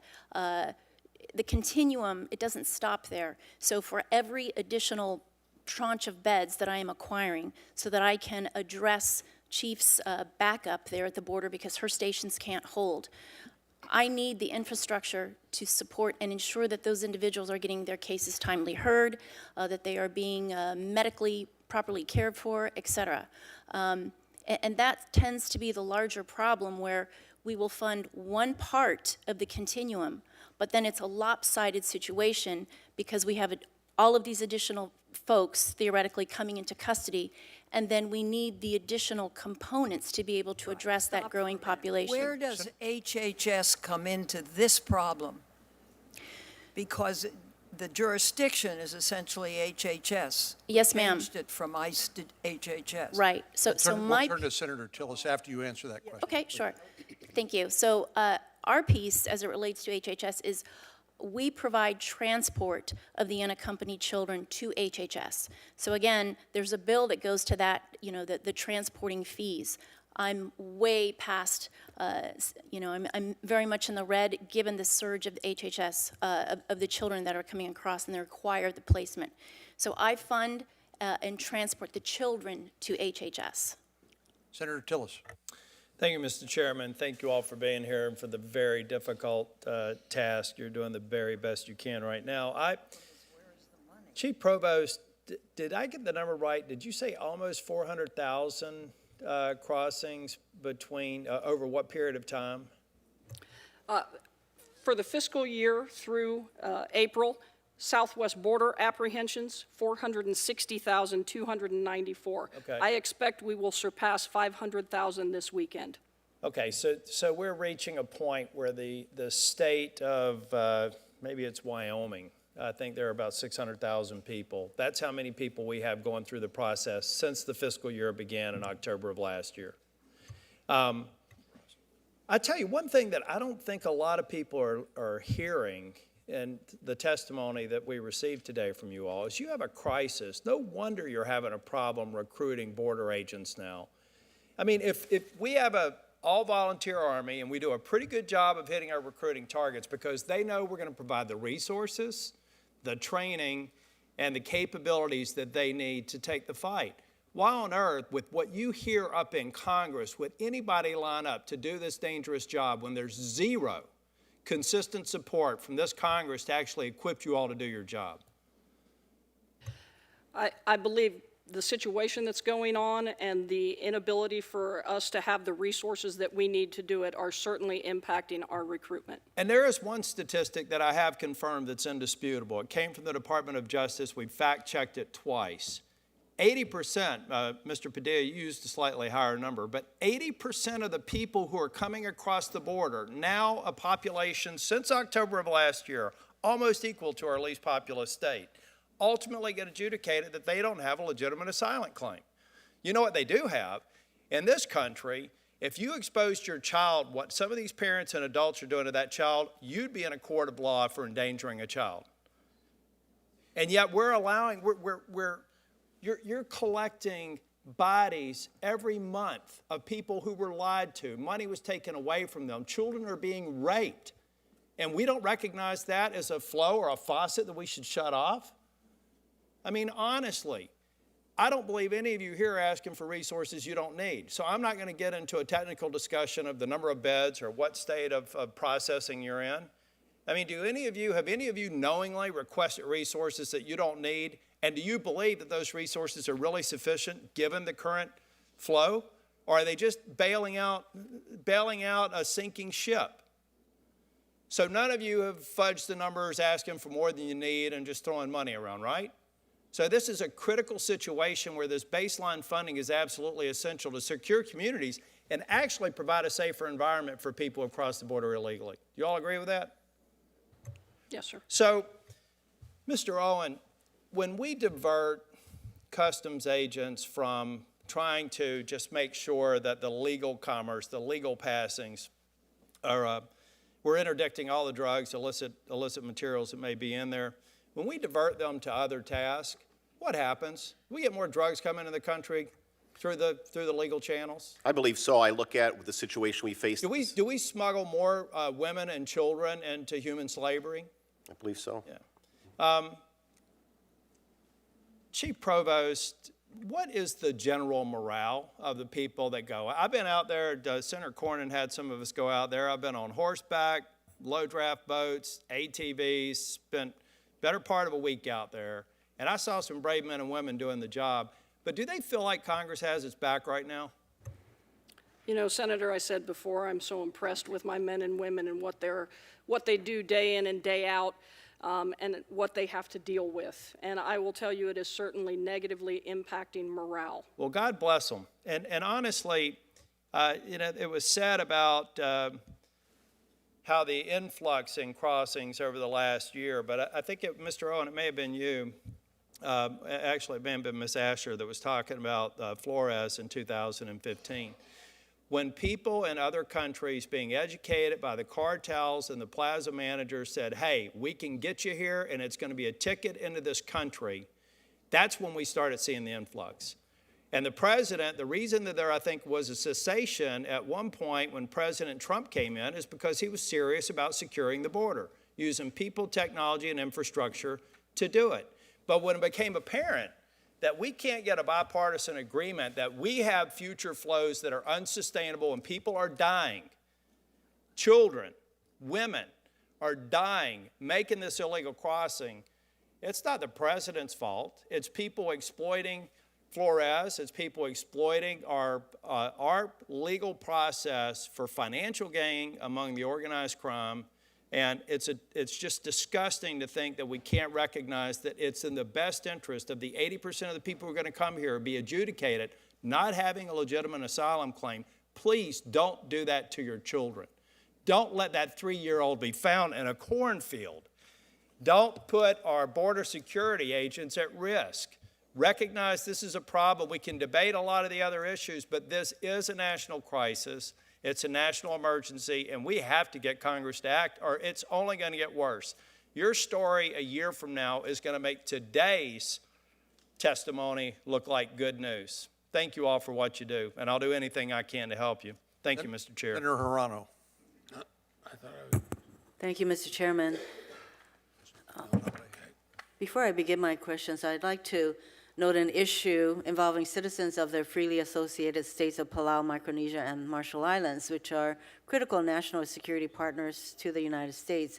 It appears that based on new DHS guidelines, these citizens are being denied access to Real ID Act compliant driver's licenses and ID cards. And this is in spite of the fact that Congress unanimously passed a law last year to enable these citizens to obtain permanent IDs under the Real ID Act. And since your colleagues from ISIS, USCIS, and DHS's policy office are not here today, I just wanted to mention this to you all because there are thousands and thousands of COFA citizens who are being negatively impacted by this change to DHS's guidelines about how driver's licenses can be obtained. Ms. Asher, I'm looking at your testimony, page 3 of your testimony, in which you note that the ATD, the Alternative to Detention Programs, does not further ICE's statutory mission of removing those who are illegally present in the United States and have been ordered removed by an immigration judge. I'd like you to clarify for me who constitutes the illegally present population in our country. And I think, correct me if I'm wrong, the term illegally present includes visa overstayers, those without documentations, those who came across between ports of entry. Are those the largest categories of those that you deem illegally present in our country? So I'm not quite sure I follow the question, ma'am. Individuals who are here unlawfully, or if they are out of status, are considered in any illegal status as it relates to immigration law. I'm not quite sure I follow the question. My apologies. I'm getting to the priorities that you have to establish for deportations. Okay. So visa overstayers are not legally present in our country. So would that fit under your term illegally present persons?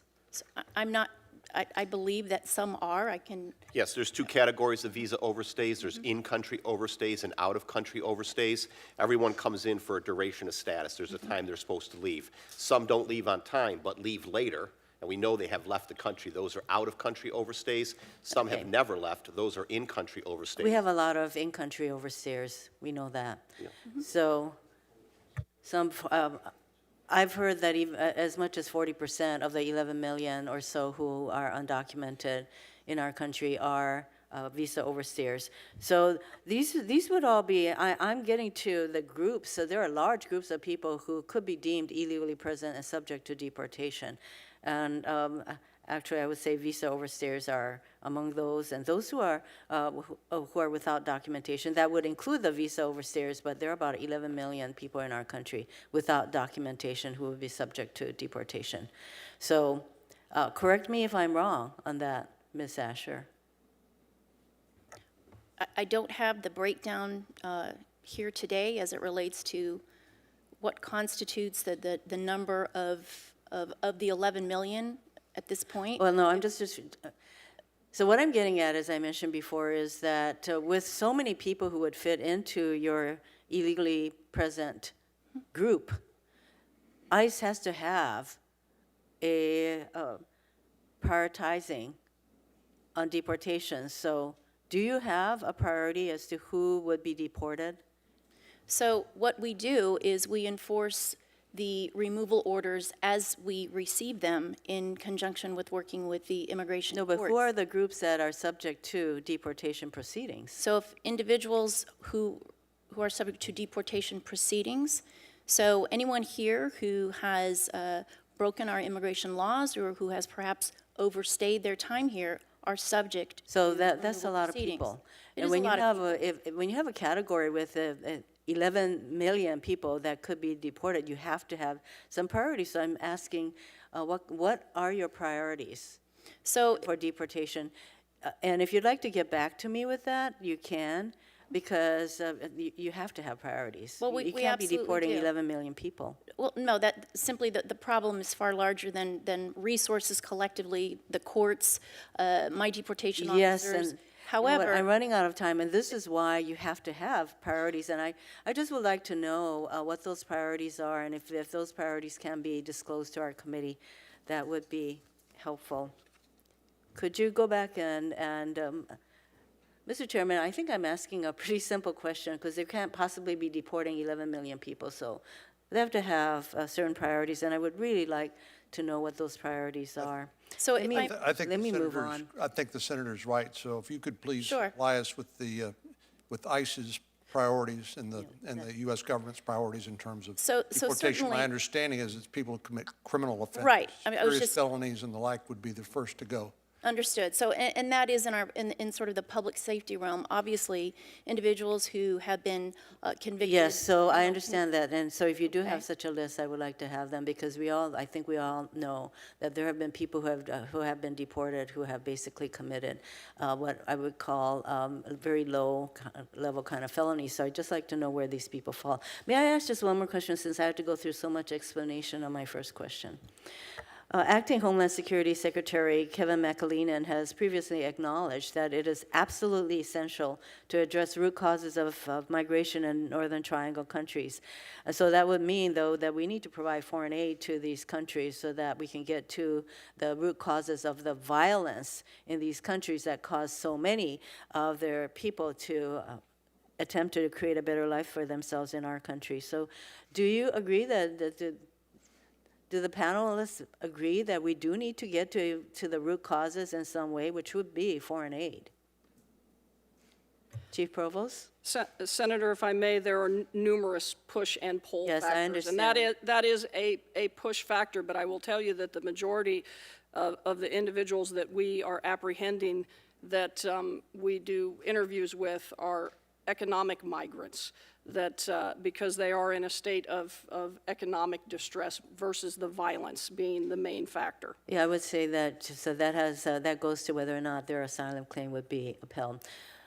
So Mr. Owen? we'll go to Can Senator we Lee. just, do you mind if they just go down the list as to whether the root causes is something that we need to address? No, I think Mr. Owen? the chief hit it well. Just very briefly, the chairman would like to go to another question or so. Yes or no, do we need to address the root No, causes? I think we need to address the root causes, yes. Ms. Asher, root causes is certainly one of the main, yes. thank you. Senator, HHS is committed to the health and well-being of the children that are referred to us. We do not set or enforce immigration. Mr. Padilla? I believe Central America has to be provided aid, but it has to be targeted aid. It has to have accountability. Yes, I understand. Thank you, Mr. Chairman. Thank you, Chief. I'd note that the United States' track record when it comes to nation building is not all that great. Senator Lee. Thank you very much, Mr. Chairman. Thanks to all of you for being here, and thanks for what you do for a living and for what you do to keep us safe. The situation at the border has become a crisis on many levels. Certainly a humanitarian crisis, absolutely a crisis for the rule of law. This is sort of what happens when a legal regime itself contains loopholes within it that can be manipulated in such a way as to undermine the very interests, the very objectives sought to be achieved through that system of laws. And that's what has happened here. We've had a systemic breakdown at the border with many of its root causes within our legal system itself. And it's causing serious problems that that result in gut-wrenching consequences. Just from a human standpoint, it's tragic. One of the most gut-wrenching of these consequences involves the trafficking and smuggling of minors. Just a few weeks ago, we heard testimony from a hero, a gentleman named Tim Ballard, runs a group called Operation Underground Railroad, and he told us about some of the horrible conditions to which people are subjected. Children are subjected as they're trafficked across the border. And he explained to us Our own laws are perpetuating this sort of thing. They're fueling the wide-scale profiteering, the wide-scale profiting by drug cartels in human trafficking, in the human trafficking of children. Now, in some cases, traffickers send unaccompanied minor aliens across the border with the full expectation, the full understanding, in fact, the objective that the child will be apprehended. The traffickers know that under Flores, the child must be released quickly, in many cases, to a sponsor claiming to be a relative. And so as a result, the traffickers' accomplices on the American side of the border can come to the shelters, our shelters operated by the Office of Refugee Resettlement, and attempt to claim the child. And so I'd like to start with you, Mr. Hayes. Is ORR, the Office of Refugee Resettlement, is it thoroughly vetting all sponsors? Absolutely, sir, without a doubt. Now, with the sheer volume we are dealing with, and as I understand it, in the 6 months ending, I believe, in March of this year, you processed 32,284 children in just 6 months. Yes, Is that about right? That sounds about right, yes, sir. And when you're processing that many children, over 32,000 in that 6-month period, and holding them only for a short period of time, is it even possible to do the vetting necessary in order to protect children from traffickers? Yes, sir, it is. So you can know with confidence in every one of those circumstances that the person showing up is who that person claims to be, and that that person is not involved in the illicit trafficking of children? Yes, sir. I have the utmost confidence in our staff and our grantees as they work through the sponsorship process to identify sponsors, work through the sponsorship reunification package, robust background checks, public records checks, sex offender registry background checks, and for anyone currently other than the moms and the dads, also we do FBI background checks. So I have full confidence in my team and our grantees and the work that they do, because every single employee and grantee of the Office of Refugee Resettlement wants to see the children released first, as safely as possible, Sure. Number two, as quickly as possible. No, sure, and I don't doubt for an instant that that is your objective and that of those you work with. I would suggest here that it may not be entirely possible to protect everyone from the risk that they could be manipulating those standards. Now, to be clear, I want to make perfectly clear that I don't blame Border Patrol or ORR for the problems that we face or the risks that we confront. I think you're facing a perfect storm of sorts in terms of the humanitarian crisis we're dealing with. I primarily blame us, Congress, that is. We know that our immigration laws are ripe for abuse. We know, in fact, that they are being abused. We know that there are children in the thousands in the last year alone who have, in fact, been trafficked through the system, abusing this very same set of laws. And at a minimum, we know that changes to Flores are necessary and changes to the TVPRA. Chief Provost, Border Patrol officers will start conducting credible fear interviews later this year. Is that right? We are working with our partners at USCIS on a pilot program. At this point, we are working through the training process on that. And the hope and the expectation there is that that change may well help to weed out what might be frivolous claims or manipulative claims that are not warranted? Yes, sir. But the standard they'll be using, as I understand it, is the same one used by USCIS asylum officers. Is that right? The training is from USCIS, and it has to meet their standards. We're working hand in hand as we attempt to move forward on a pilot program. Right. Do we, in your opinion, need changes to the credible fear standard in order to reduce the discrepancy between findings of credible fear and actual grants of asylum? That is certainly one of the things that we need to do. We need to bring the credible fear standards up to the same standards as asylum. And, Mr. Chairman, if I can ask just one more question, what would those changes look like? Anybody can claim credible fear when they come in to the country, and that's just basically, do they have a fear of returning to their country? But the asylum laws are more stringent when it comes to what meets asylum, for instance. They may have a fear to go back to their country because of economic reasons and the situation they're in. That would be one example that is not going to meet asylum regulations. Thank you. I see my time's expired. Thank you, Senator Mr. Chairman. Leahy. Thank you, Mr. Chairman. Chief Provost, good to see you again. And I'm, like some others on this committee, I wear two hats on appropriations as Vice Chairman of Appropriations and as member of this committee. And we have to figure out just how the money's going to be used and what it's going to be used for, which requires transparency from you, all of you, with the American people. Now, on June 23rd, 2018, 3 days after President Trump was pressured to officially rescind what I feel was an inhumane family separation policy, DHS released a fact sheet to the public stating it had a process established in place to ensure that parents are reunited with their children. Ms. Asher, was this DHS fact sheet inaccurate or misleading in any way at the time it was released on June 23rd, 2018?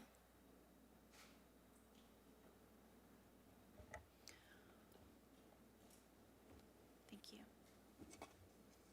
Excuse me. So I mean to repeat the question? No, I'm making sure that I'm referring to the correct document here. So what we were doing, No, just answer the question simply. You released a fact sheet to the public stating you had a process established in place to ensure that parents are reunited with their children. Was that fact sheet accurate or in any way misleading?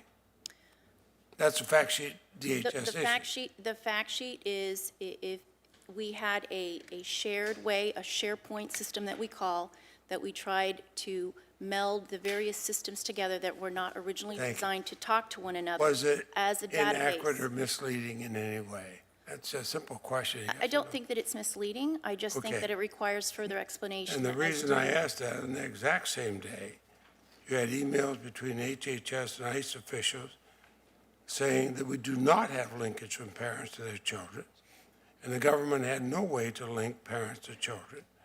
So on the same day, you have a fact sheet that said it was not misleading, but appears from the emails to be misleading. So I think in a very systematic explanation of true databases talking to one another, there was no automatic link because HHS is not a law enforcement agency. DHS is. The siloed systems obviously were not designed to talk to one another originally.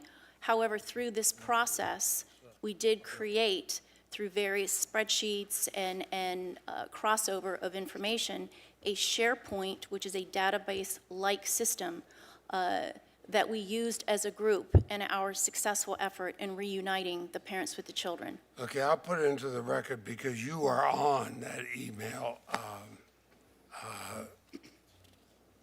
chain, and so I will submit and put in the record it because, frankly, I understand the,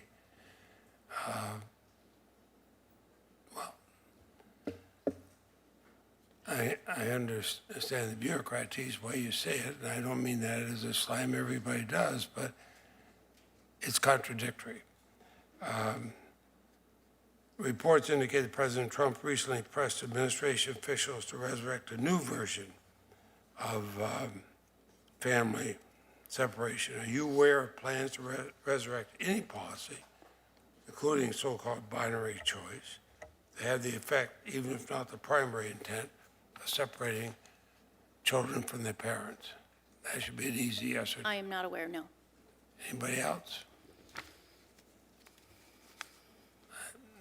Okay, let the record show everybody said no. Almost all migrants released from custody are family units, women and children. The statistics show the vast majority of them are going to show up in court. The president has said that the so-called catch and release of migrants results in violent criminals flooding our streets. Mr. Padilla and Ms. Asher, does DHS or ICE have statistics indicating what percentage of migrants released from DHS custody are later convicted of serious violent crimes? I don't have those statistics with me here today. However, if I may take the opportunity to further correct. Are they available? We can certainly get the. Will you submit that for the record? We will submit that, Can you yes. do it within a week? We can do it within the week. Please do. Thank you. Go ahead. What I wanted to clarify for you, Senator, is as it relates, I think there's a misperception regarding those family units who are showing up for court. We did a recent joint pilot with DOJ calling an expedited family unit docket that we started it in September, and through April, individuals who were last in have been first up in 10 cities to appear before immigration judges to have their asylum cases heard. In fact, we've had an 87% no-show rate for those families to appear before the immigration judges. So I think there's a disconnect in understanding that, in fact, the family units are not appearing in great numbers before the immigration judges for their asylum cases to be heard, which then leaves a further burden for my resources to go back and frankly find these individuals, because now they are final orders of removal. So that particular population, as we continue to release into the interior hundreds, if not thousands, of family units into the interior every week, is of grave concern as it relates to these individuals not appearing before immigration judges and now being fugitives. Yeah, and if they are involved in violent or serious crimes, that's going to show up in our statistics, will it not? We'll get you those numbers that are separate and apart from actually answering the question regarding family units that are appearing before the court. No, but I asked about what the president said when he catch and releases. He calls it they flood our streets with violent criminals, and certainly in my state, which is a very safe state, we're wondering about that. We've had Border Patrol come down into communities and set up roadblocks and all quite a distance from the border. They don't catch anybody, but I'm worried if you're short-handed and all, how that goes on, why they have enough people to do it. I'm just curious. I was impressed, as I told the Chief Provost, with the people I met when I spent a couple days down the border. My time is up, so I will. Thank you, Senator. On behalf of the chair, thank you. And I'm not going to, though I'm holding the gavel, ask a few questions myself. Chief Provost, let me just direct my questions to you to start with. The enterprise on the southern border, somebody's profiting from what's going on the southern border, right? I mean, who is it? Who's profiting from what's going on down south? Smugglers are profiting. They don't care what they bring across the border as long as they get money.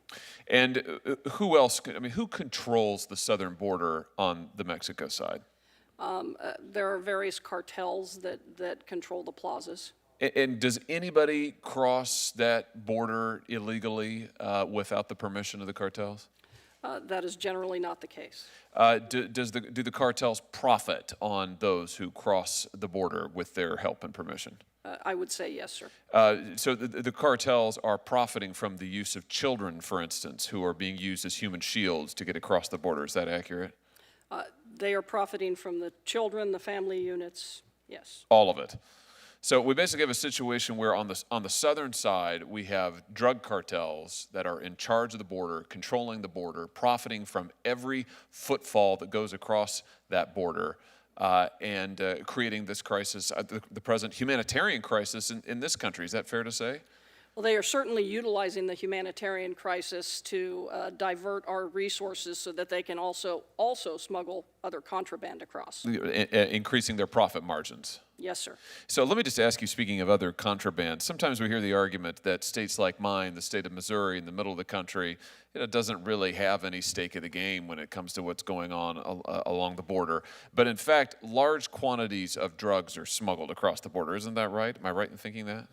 That is correct. In fact, just yesterday, Border Patrol, in conjunction with some other law enforcement partners, had a seizure of 1,000 pounds of methamphetamine. Wow. 1,000 pounds of methamphetamine. Just a few months ago in Missouri, the leader of a major meth smuggling operation based in Mexico was sentenced to 38 years in prison for distributing over $1 million worth of meth throughout my state, throughout the state of Missouri. And not even 2 weeks ago, DEA agents in Texas stopped a Greyhound bus bound for Kansas City, Missouri, that had $1.8 million worth of methamphetamine aboard. It's probably for this reason that your predecessor, who's now President Trump's nominee to head ICE, I'm thinking of Mark Morgan, made a point that I think is absolutely critical. He said that every city in America is a border city, and every state in America is a border state. Would you agree with that, Chief? Border security is national security. This impacts the entire nation.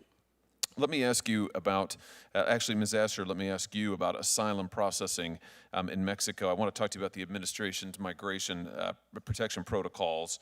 What's important about this policy is that it's helping to remove the incentive for unaccompanied children and families to attempt to cross the United States and claim asylum frivolously, as I understand it, so that they can be paroled in the United States. I know it's been only a few months since the policy was announced, but can you tell me, has there been any progress made on that policy? What effects are you seeing?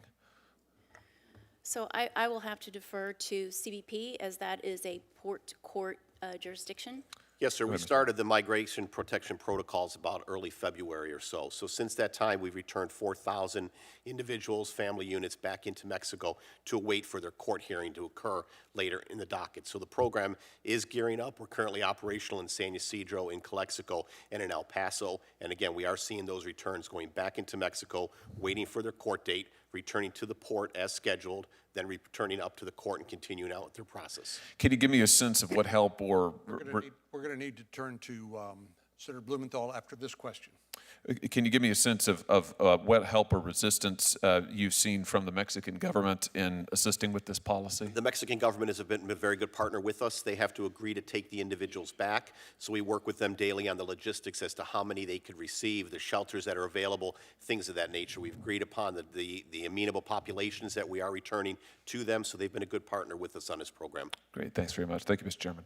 Mr. Padilla, let me just ask one clarifying question. I think we've assumed everybody understands why detention capacity is important. We've just assumed that people understand that, and I'm not sure that's the case.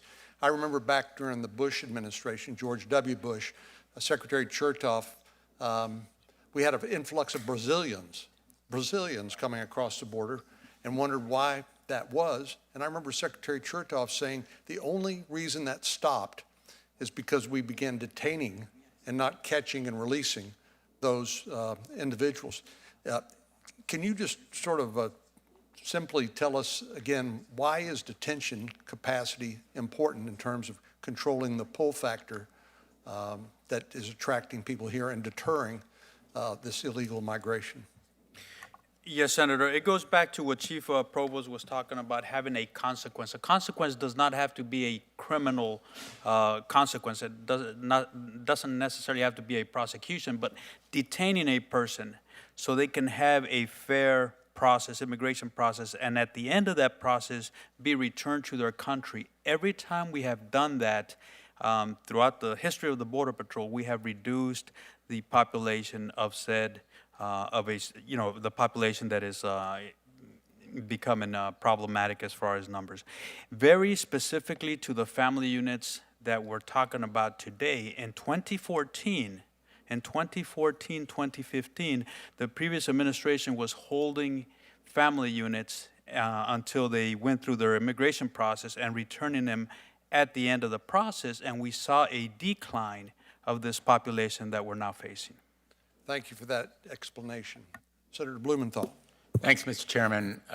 As you know, The Secretary of Defense recently issued waivers that expand military activities at the border. In fact, those waivers enable military personnel to interact with migrants to support a Department of Homeland Security request for assistance. I have written today to the Secretary of Defense, in effect saying these waivers are very questionable in legality. I happen to believe they are a violation of law. I've asked for the legal justification.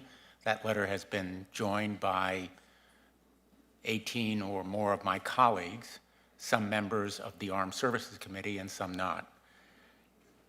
Anybody on this panel involved in that request to the Department of Defense for expanded military activities? Chief? I'm not certain of that exact request. I can tell you that we have done requests for assistance that involve Department of Defense helping take on some of the non-law enforcement duties so that my men and women can get back to the border. Not those waivers? I don't know about the waivers. Okay, thank you. Chief, you started serving as Deputy Chief of the U.S. Border Patrol in 2016, I think. That is correct. That's correct, isn't it? Yes, sir. On May 7th, 2018, 1 year ago today, Attorney General Jeff Sessions publicly disclosed this administration's policy of family separation. Through the summer of 2018, this administration separated nearly 3,000 parents and children.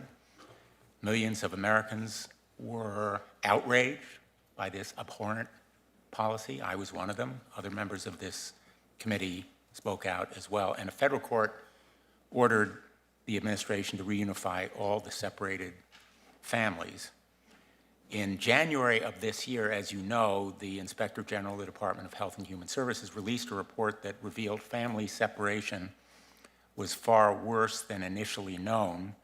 The Inspector General found that this administration had been separating thousands of families starting as early as the summer of 2017, a full year earlier than we initially knew. When did you become aware that this administration was separating thousands of children from their families?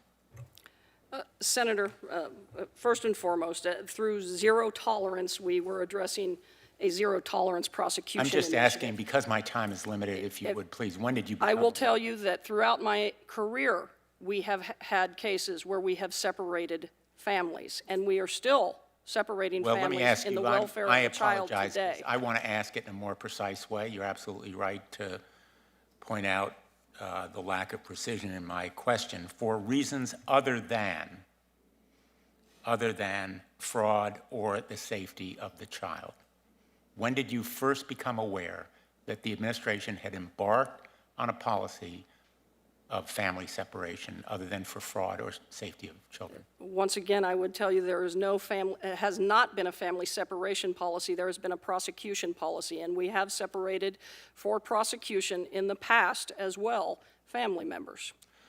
Well, I find that answer, with all due respect, disappointing because you know that there has been a family separation policy. Let me ask you, Mr. Hayes, because in your testimony today, you state it will take 6 months just to identify the children separated from their parents between the summer of 2017 and the summer of 2018. How long will it take to reunify all the families separated between the summer of 2017 and the summer of 2018 if it takes 6 months to identify them? Sir, that would be a question, Senator Blumenthal, that I would be happy to get back to you on. I do know that... Why would you not know today as you sit here? Because that particular operation, as agreed to with the judge, is under the direction of Commander Jonathan White with the Public Health Service at HHS, with the Assistant Secretary for Preparedness and Response, working with the staff at ORR and the staff at AS. How long will it take you to get back to us with an answer? I'd have to go back and check with our team and circle back with your staff as soon as possible, sir. Could you give us a date by which you will know the answer, say by the end of the week? I would not presume to provide a date, sir. Well, I will promise you this. You know, we'll get since back we're to you as talking quick as about possible. time here, with all due respect again, Mr. Hayes, some of these separated children were very young, maybe even toddlers. They have been separated from their parents, some of them for more than half their lives. And I would ask you, have you asked for additional resources to undertake this task? Yes, sir, we have. And what has been the response? The response from who, sir? It's what? The response from who?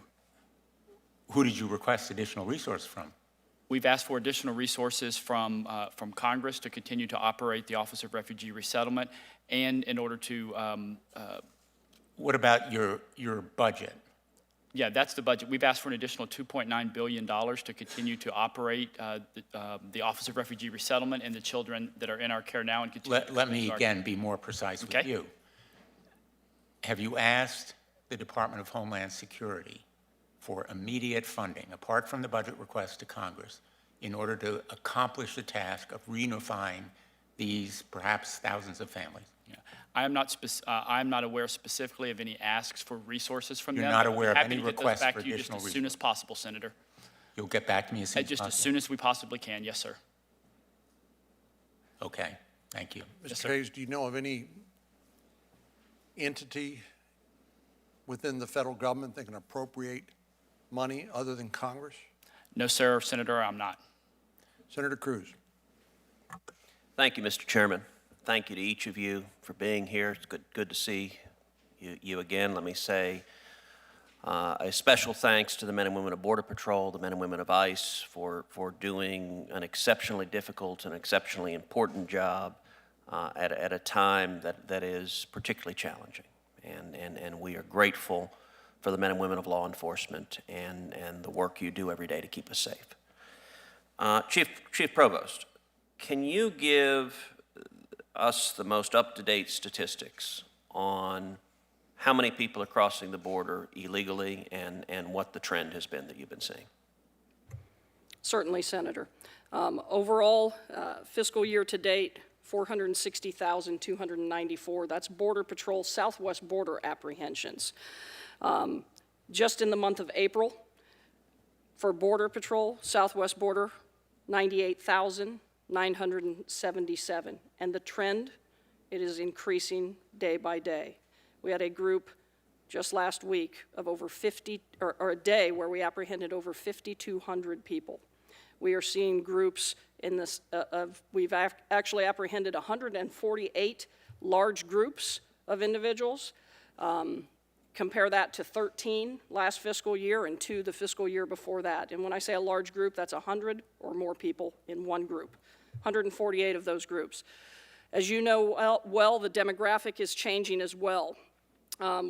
We have apprehended over 165,000 individuals from Guatemala, 133,000 from Honduras, 42,000 from El Salvador.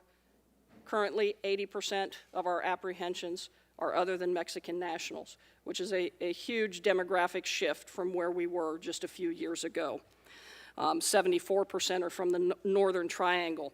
And in FY18, we apprehended individuals from over 140 different countries. And this fiscal year to date, we've already apprehended individuals from 127 different countries.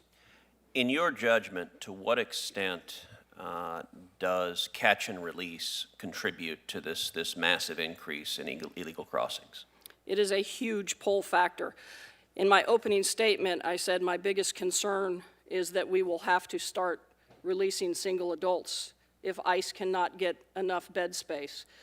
What we have seen with family units, since we have had to release all family units, we have seen the numbers grow exponentially.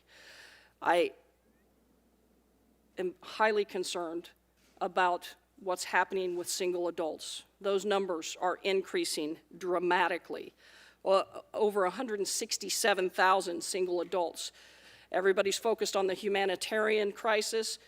We have a crisis here as well. Those individuals we have to maintain the ability to detain those individuals through their immigration hearings. And we need a way to safely and securely detain families together through the process as well. In March, Commissioner McAleenan testified before this committee that Border Patrol had identified over 1,700 cases where children crossed the border with adults claiming to be a family unit, only for the Border Patrol to discover that the child and the adult were not related. Can you provide any update on those numbers? Our fraud numbers are over 3,500 now, year to date, fiscal year to date. That includes individuals who are not related whatsoever. It also may include individuals who claim to be juveniles, but then we determine that they are actually adults themselves, as well as some that may have... Do you have the breakdown of how many are fraudulent family units? And if not, if you could get the... 3,500, over 3,500 so far. So I've heard reports that the cartels are now engaged in the practice of renting children. To what extent has Border Patrol seen that occurring, and is it increasing? We have seen cases happen. HSI is focused on this as well now and have task forces that are working with us. Just last week, actually an Office of Field Operations officer who was assisting Border Patrol agents identified a case just like that and worked hand in hand with HSI on that investigation where the child admitted to being basically sold by his mother. Any other witnesses care to elaborate on Yes, this Senator, if I horrific may. practice? My colleagues in HSI, to reiterate what the chief was talking about, as far as they are moving some of their resources to additional resources to the border, that being victims awareness specialists, special agents, and I think it was around April 15th up through May 3rd. In their conducting their interviews of families, they identified roughly 3 out of every 10 families to not be families. In other words, fraud being conducted.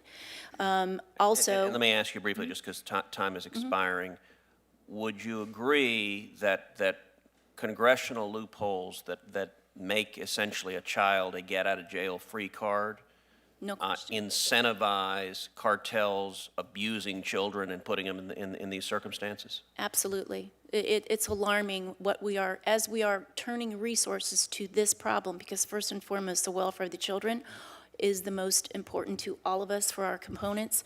And to the chief's words, I'm really concerned once we start digging into this as to the level of exploitation, these children being recycled, fraudulent documents. Another problem, if I may, adults posing as children. We've had cases where individuals are saying they're 17, 16, we're putting them in HHS care, only to find out after further investigation they're as old as in their late 20s. I mean, the fraud, the exploitation is rampant, and it's not stopping. Please keep this committee advised as those data and that evidence is developed, because I think this is an issue of particular concern to this committee. Thank you.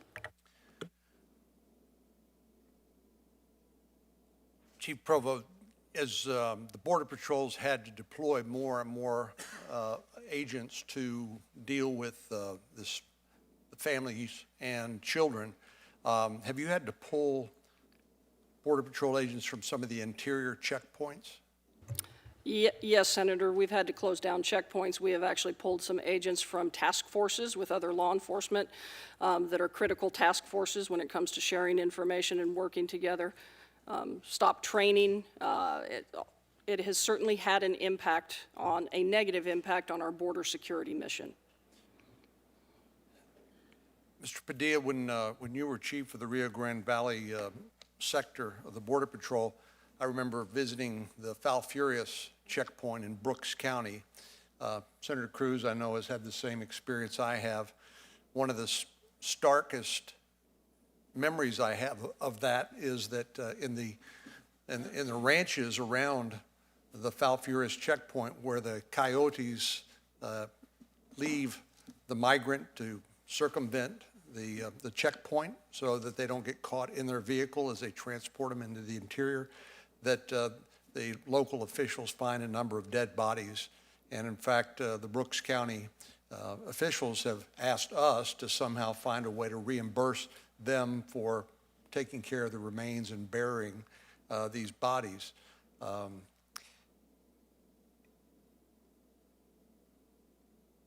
what I really wanted to ask about was the other countries that are exploiting this vulnerability in our border. I assume that if people can get here from Central America, they can get here from anywhere in the world.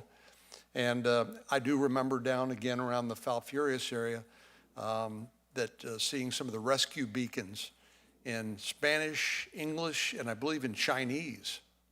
So do you actually have Chinese individuals coming across the southwestern border into the United States? Absolutely, Senator. Chief Provost just mentioned that 140 so far, different nationalities. Chinese is definitely one of them. So Sheriff Benny Martinez, right there in Falfurrias, one of the things that stands out to me is the number of deaths that we see every year, between 200 and 300 deaths a year because of a broken border security system, are huge numbers. And every time, or all the time that we spend not taking action on closing that system is really resulting in many unnecessary deaths, in my opinion. So, 140 different countries, Chief Provost? 140 different countries last year, 127 to date this fiscal year. And if I may, just as one example, Senator, when you talk about the checkpoints being closed down,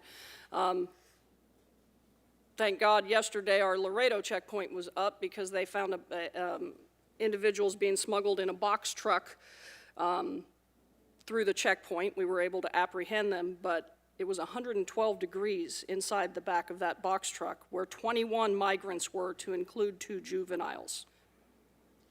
If that checkpoint wasn't there, we can only imagine what could have happened. It could have been a tragedy. And do some of these 140 different countries where these migrants hail from, are some of these countries that are of particular concern to U.S. national security? Most certainly, Senator. And can you give us a few examples? Yemen, all across. Recently, I think that has been an area, but we are getting people from China, from Brazil, again, Venezuela, many Middle Eastern countries, many countries in Asia, everywhere. Senator Durbin, any other questions? Chief Provost, you talked about 3,500 fraudulent families. Over what period of time? Fiscal year to date, sir. So the statistics I have suggest that there have been 189,000 family units processed year to date.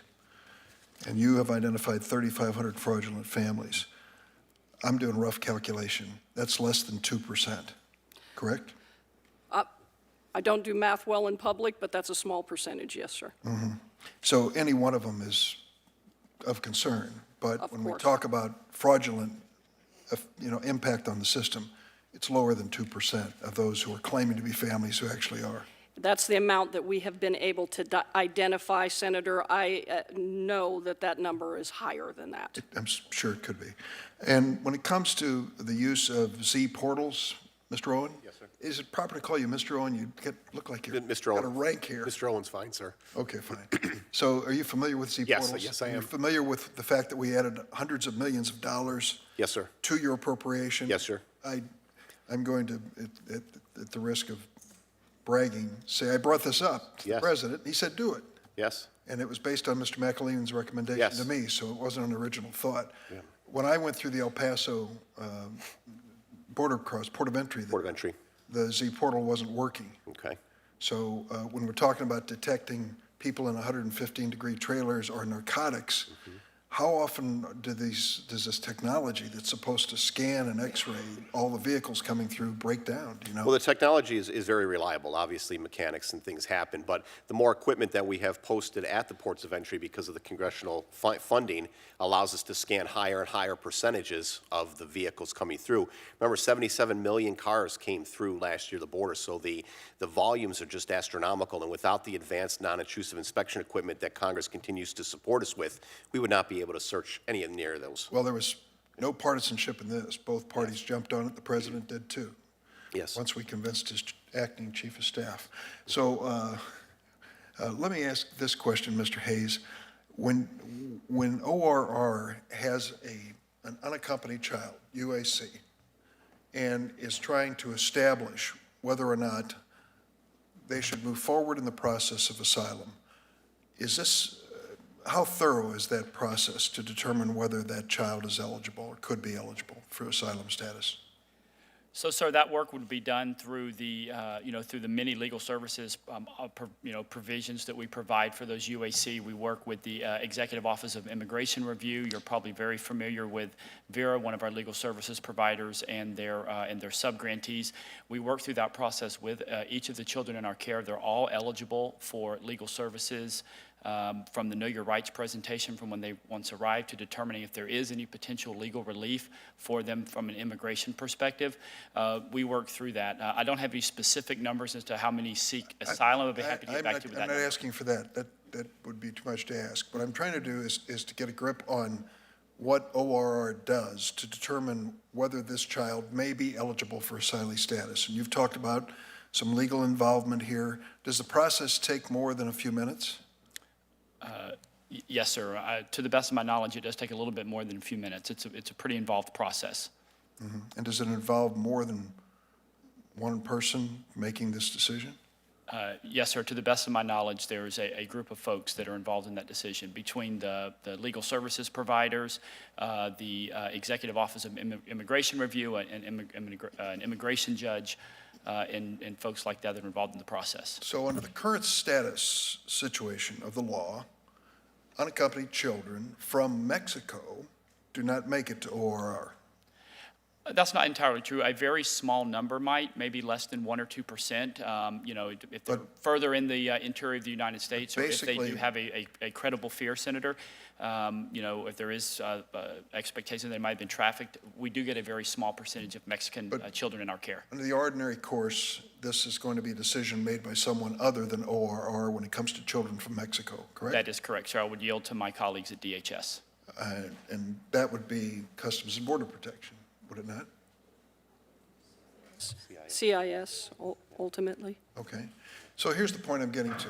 When the GAO did a survey or investigated the activities of your agency, Homeland Security Agency, when it came to determining the eligibility of children from Mexico to go forward in the process, they found, and this goes back to 2015, the most recent, they found that there were varying levels of awareness about how they were to assess screening criteria. I understand one of the proposals before us now is that we would shift all of these determinations to Customs and Border Protection, or CIS, away from ORR. The point I'm getting to, I hope, after this long journey, is ORR clearly takes time, brings in people, has legal representation involved in it. It isn't a quick judgment made at the border with a child. So what assurance can you give us that changing this process now and saying all children are going to go through this border decision, they're not going to go to ORR, would result in a fair outcome and justice? Senator, I can say, speaking to the GAO report, first and foremost, we have put other factors into consideration. When it comes to training, we've revised Form 93 for TVPRA for trafficking screening, and reinforced annual training with our men and women. But as we said earlier, with children in particular, they are of our utmost concern. And ensuring that they have the right representation, and CIS, that is part of the process. I can't speak fully to the CIS process. But let me be specific, because what they found was pretty egregious. They said that CBP policy states that unaccompanied children under the age of 14 are presumed generally unable to make an independent decision. But GAO's analysis of CBP data in a random sample of cases from fiscal year 2014 found that the Border Patrol repatriated 93% of Mexican children under the age of 14 without documenting the basis for their decision. So there was a clear break date in age where they said, you can't do this. You can't presume that these children are not eligible. Are you telling me, what I'm trying to get to is this, we're going to be asked to change the laws, okay, change the faucet. And one of the changes is to make sure that Mr. Hayes and his process doesn't make the decision, but you get to make it. Not you personally, obviously, but closer to the border. And the obvious question that we should ask is, how good are you at this?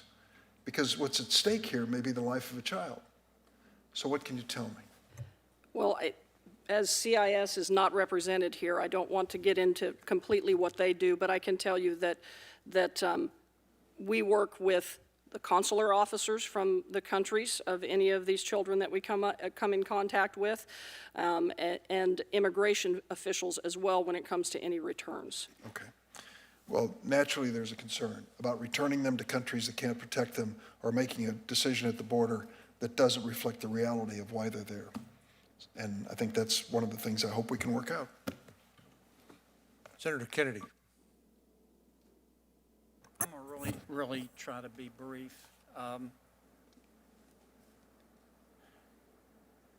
Tell me again, Ms. Asher, what percentage of our neighbors who are coming here illegally who claim asylum are ultimately found to be eligible under the asylum laws? Probably less than 20% in the end. Chief, I want to be sure I understand. The northern, we call it the southern border for us. I'll call it the northern border for Mexico. You're telling me the cartels are in control of the northern border, not the government of Mexico? Our intelligence says that the cartels control the plazas, so the communities just south of the border. Now, if the government of Mexico took back control of the northern border, would that help stem this tide? I believe it would certainly have an impact, a positive impact. Okay. Tell me again how you would change the asylum laws to solve this crisis. Just ensuring when the credible fear claims, which basically if somebody just states that they have a fear of returning, we need to have more information, I guess, to make sure that it meets asylum at the border, because the standard for credible fear is much lower than the standard ultimately for asylum. One of the things I've learned in life, and certainly in the 2.5 years since I've had the honor of serving in the Senate, is that you have to watch what people do, not what they say. What you do is what you believe, and everything else is just conversation. And I'm convinced that part of the problem, I don't want to paint with too broad a brush, but part of the problem we have here is, and let me preface this by saying this is America, you can believe what you want. But I think that some people now, some decision makers, some members of Congress have decided that illegal immigration is not illegal and should be illegal. And that illegal immigration is a moral good. I don't agree with that point of view. And that's why I think we have almost a fundamental disagreement. America admits more people into our country every year than any other country on the face of this earth. Do any of you know how many people we have welcomed into our country legally since Donald Trump became president? Anybody know? Sir, that would be the refugee resettlement side of ORR. I don't have those exact numbers, but we're happy to get back to your staff just as soon as possible. Senator Kennedy, are you asking about how many people have been naturalized? I'm asking how many people. I'm still trying to digest Mr. Hayes' answer. Let me put it another way. What I'm asking is how many people since Donald J. Trump has been president how many of our world citizens, world's neighbors, have been welcomed into our country illegally? And let me give you the answer. I don't need to wait on you, Mr. Hayes. 2.5 million. More than any other country on the face of the earth. So this isn't an issue of us hating immigrants. We're a nation of immigrants. But I just find this breathtaking. Just absolutely breathtaking. We could fix this problem in 2 weeks if we wanted to. by changing the law, by designing a law that looks like somebody designed the damn thing on purpose. And it's an embarrassment to me that we don't even try. Thank you, Mr. Chairman. Senator Blackburn? Thank you, Mr. Chairman, and thank you all for being here. I think we all agree that there is such an unbelievable crisis that is taking place on the border. And Chief, I was at the White House one day and you came in and spoke to us for a few minutes, and I appreciated your remarks and your honesty about the situations that are there. I've got a couple of questions. Director Asher, the judges, I know the president has had a directive. He wants these cases settled within 180 days, and you all have a backlog of 800,000 cases. And so talk to me for 30 seconds on what your needs are in order to try to meet this directive. It seems impossible to me. Thank you, Senator. That's a great question. It is impossible. The system is broken. Good intention to have these cases heard, but again, unless the entire continuum together is allowed to grow resources by speeding up the process without all of the pieces needed for the process to be worked timely, it will fail. I can tell you that for every immigration judge that is needed to be hired, on the government side of things, specifically in ICE, I need 3 attorneys to work for every 1 immigration judge. Okay, how long is it going to take you to put that infrastructure in place to even begin hearing the cases? So we need funding because part of this too is... Well, let's talk about timeline. Okay, because then I timelines. know we're going to have to get Right. funding, but the timeline has to be done first. That's without getting these direct hires, taking time to bring people on board, which includes my officers to do the management of the cases themselves. I mean, we're talking several months, if not a year. It's a colossal feat to accomplish. Okay, so you're looking at a year of setup and infrastructure building in order to get to the cases, and the backlog continues to build that entire year. So am I correct on that? It does. The non-detained, specifically the non-detained docket, it is at 800,000 today. It is growing anywhere between 4,000 and 8,000 new cases every week.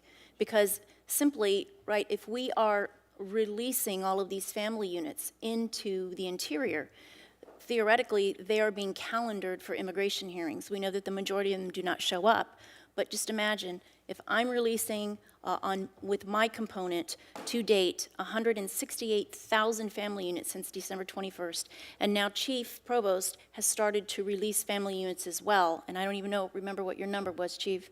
Over 33,000. Do the math there, ma'am, and we're talking several 100,000 of family units. So you're looking at a docket of Growing a 1.5 million cases before you to be heard. Start. Yes, ma'am, on a non-detained, yes. Okay, that's helpful.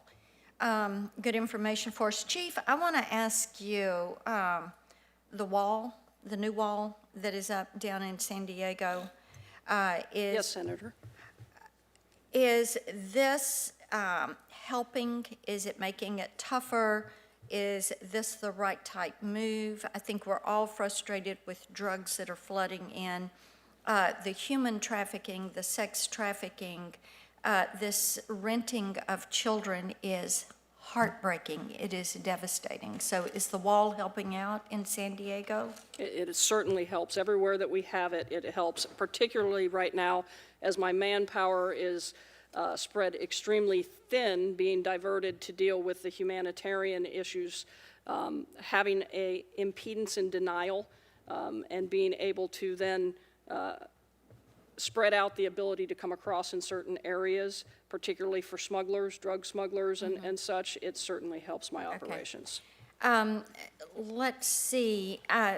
Mr. Hayes, DHS and HHS have an agreement to share information on detainees. Is that correct? On the sponsors, I believe, that you're asking about. Yes, on the sponsors, not the children, but the sponsors. Yes, ma'am. Okay. Yes, ma'am. All right, is that functioning as we would hope it should be functioning?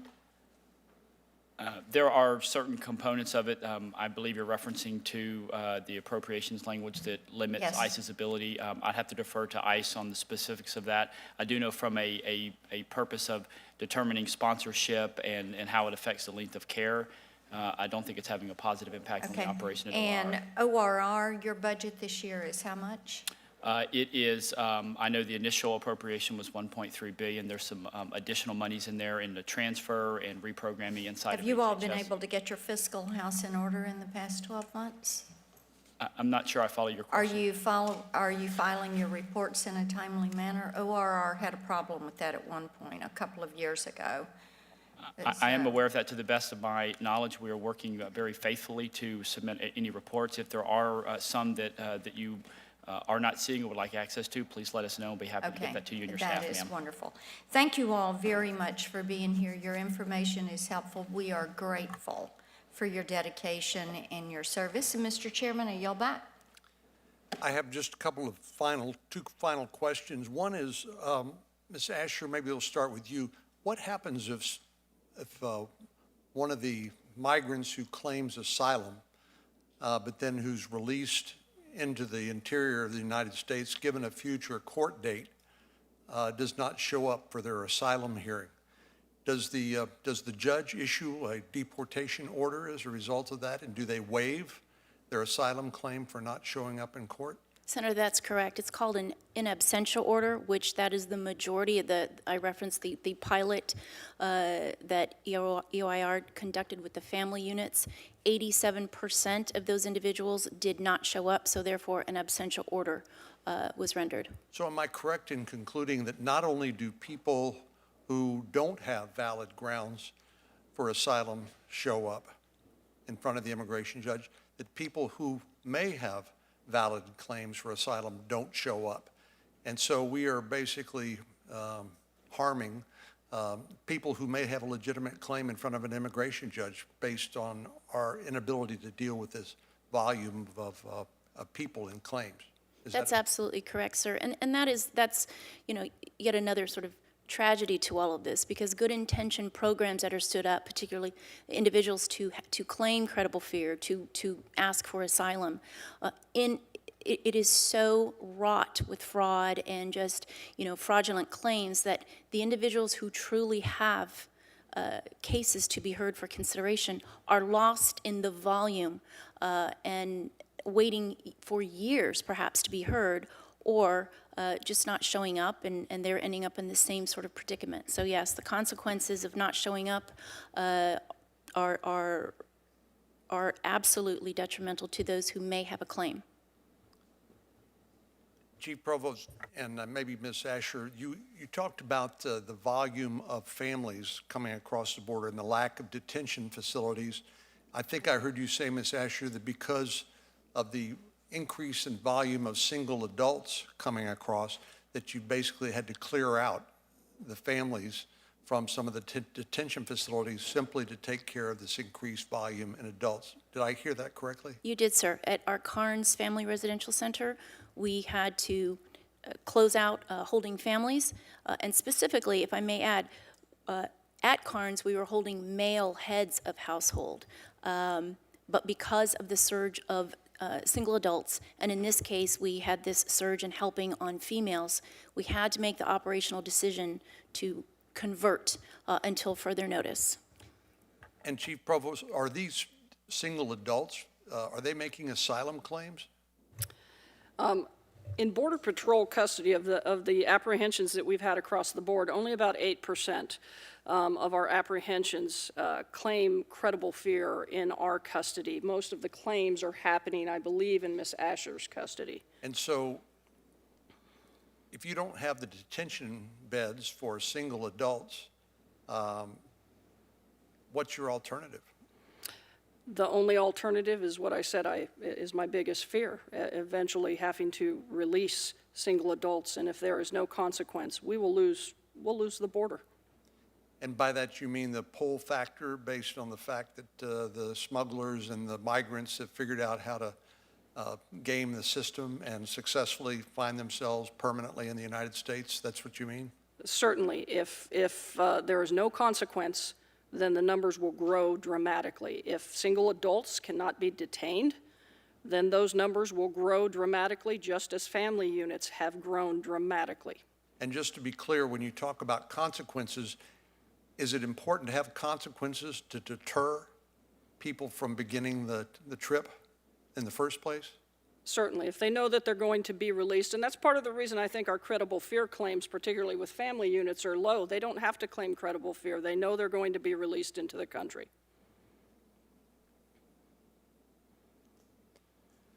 Well, I want to thank each of you for being here today and enhancing our understanding of the challenge that you and we face. And frankly, I'm grateful to you for also placing the responsibility where it lies, and that's squarely at the feet of Congress.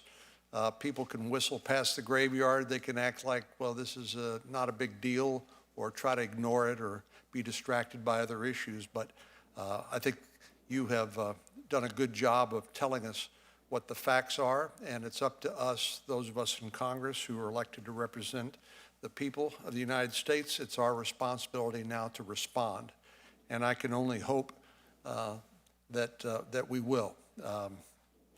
We will leave the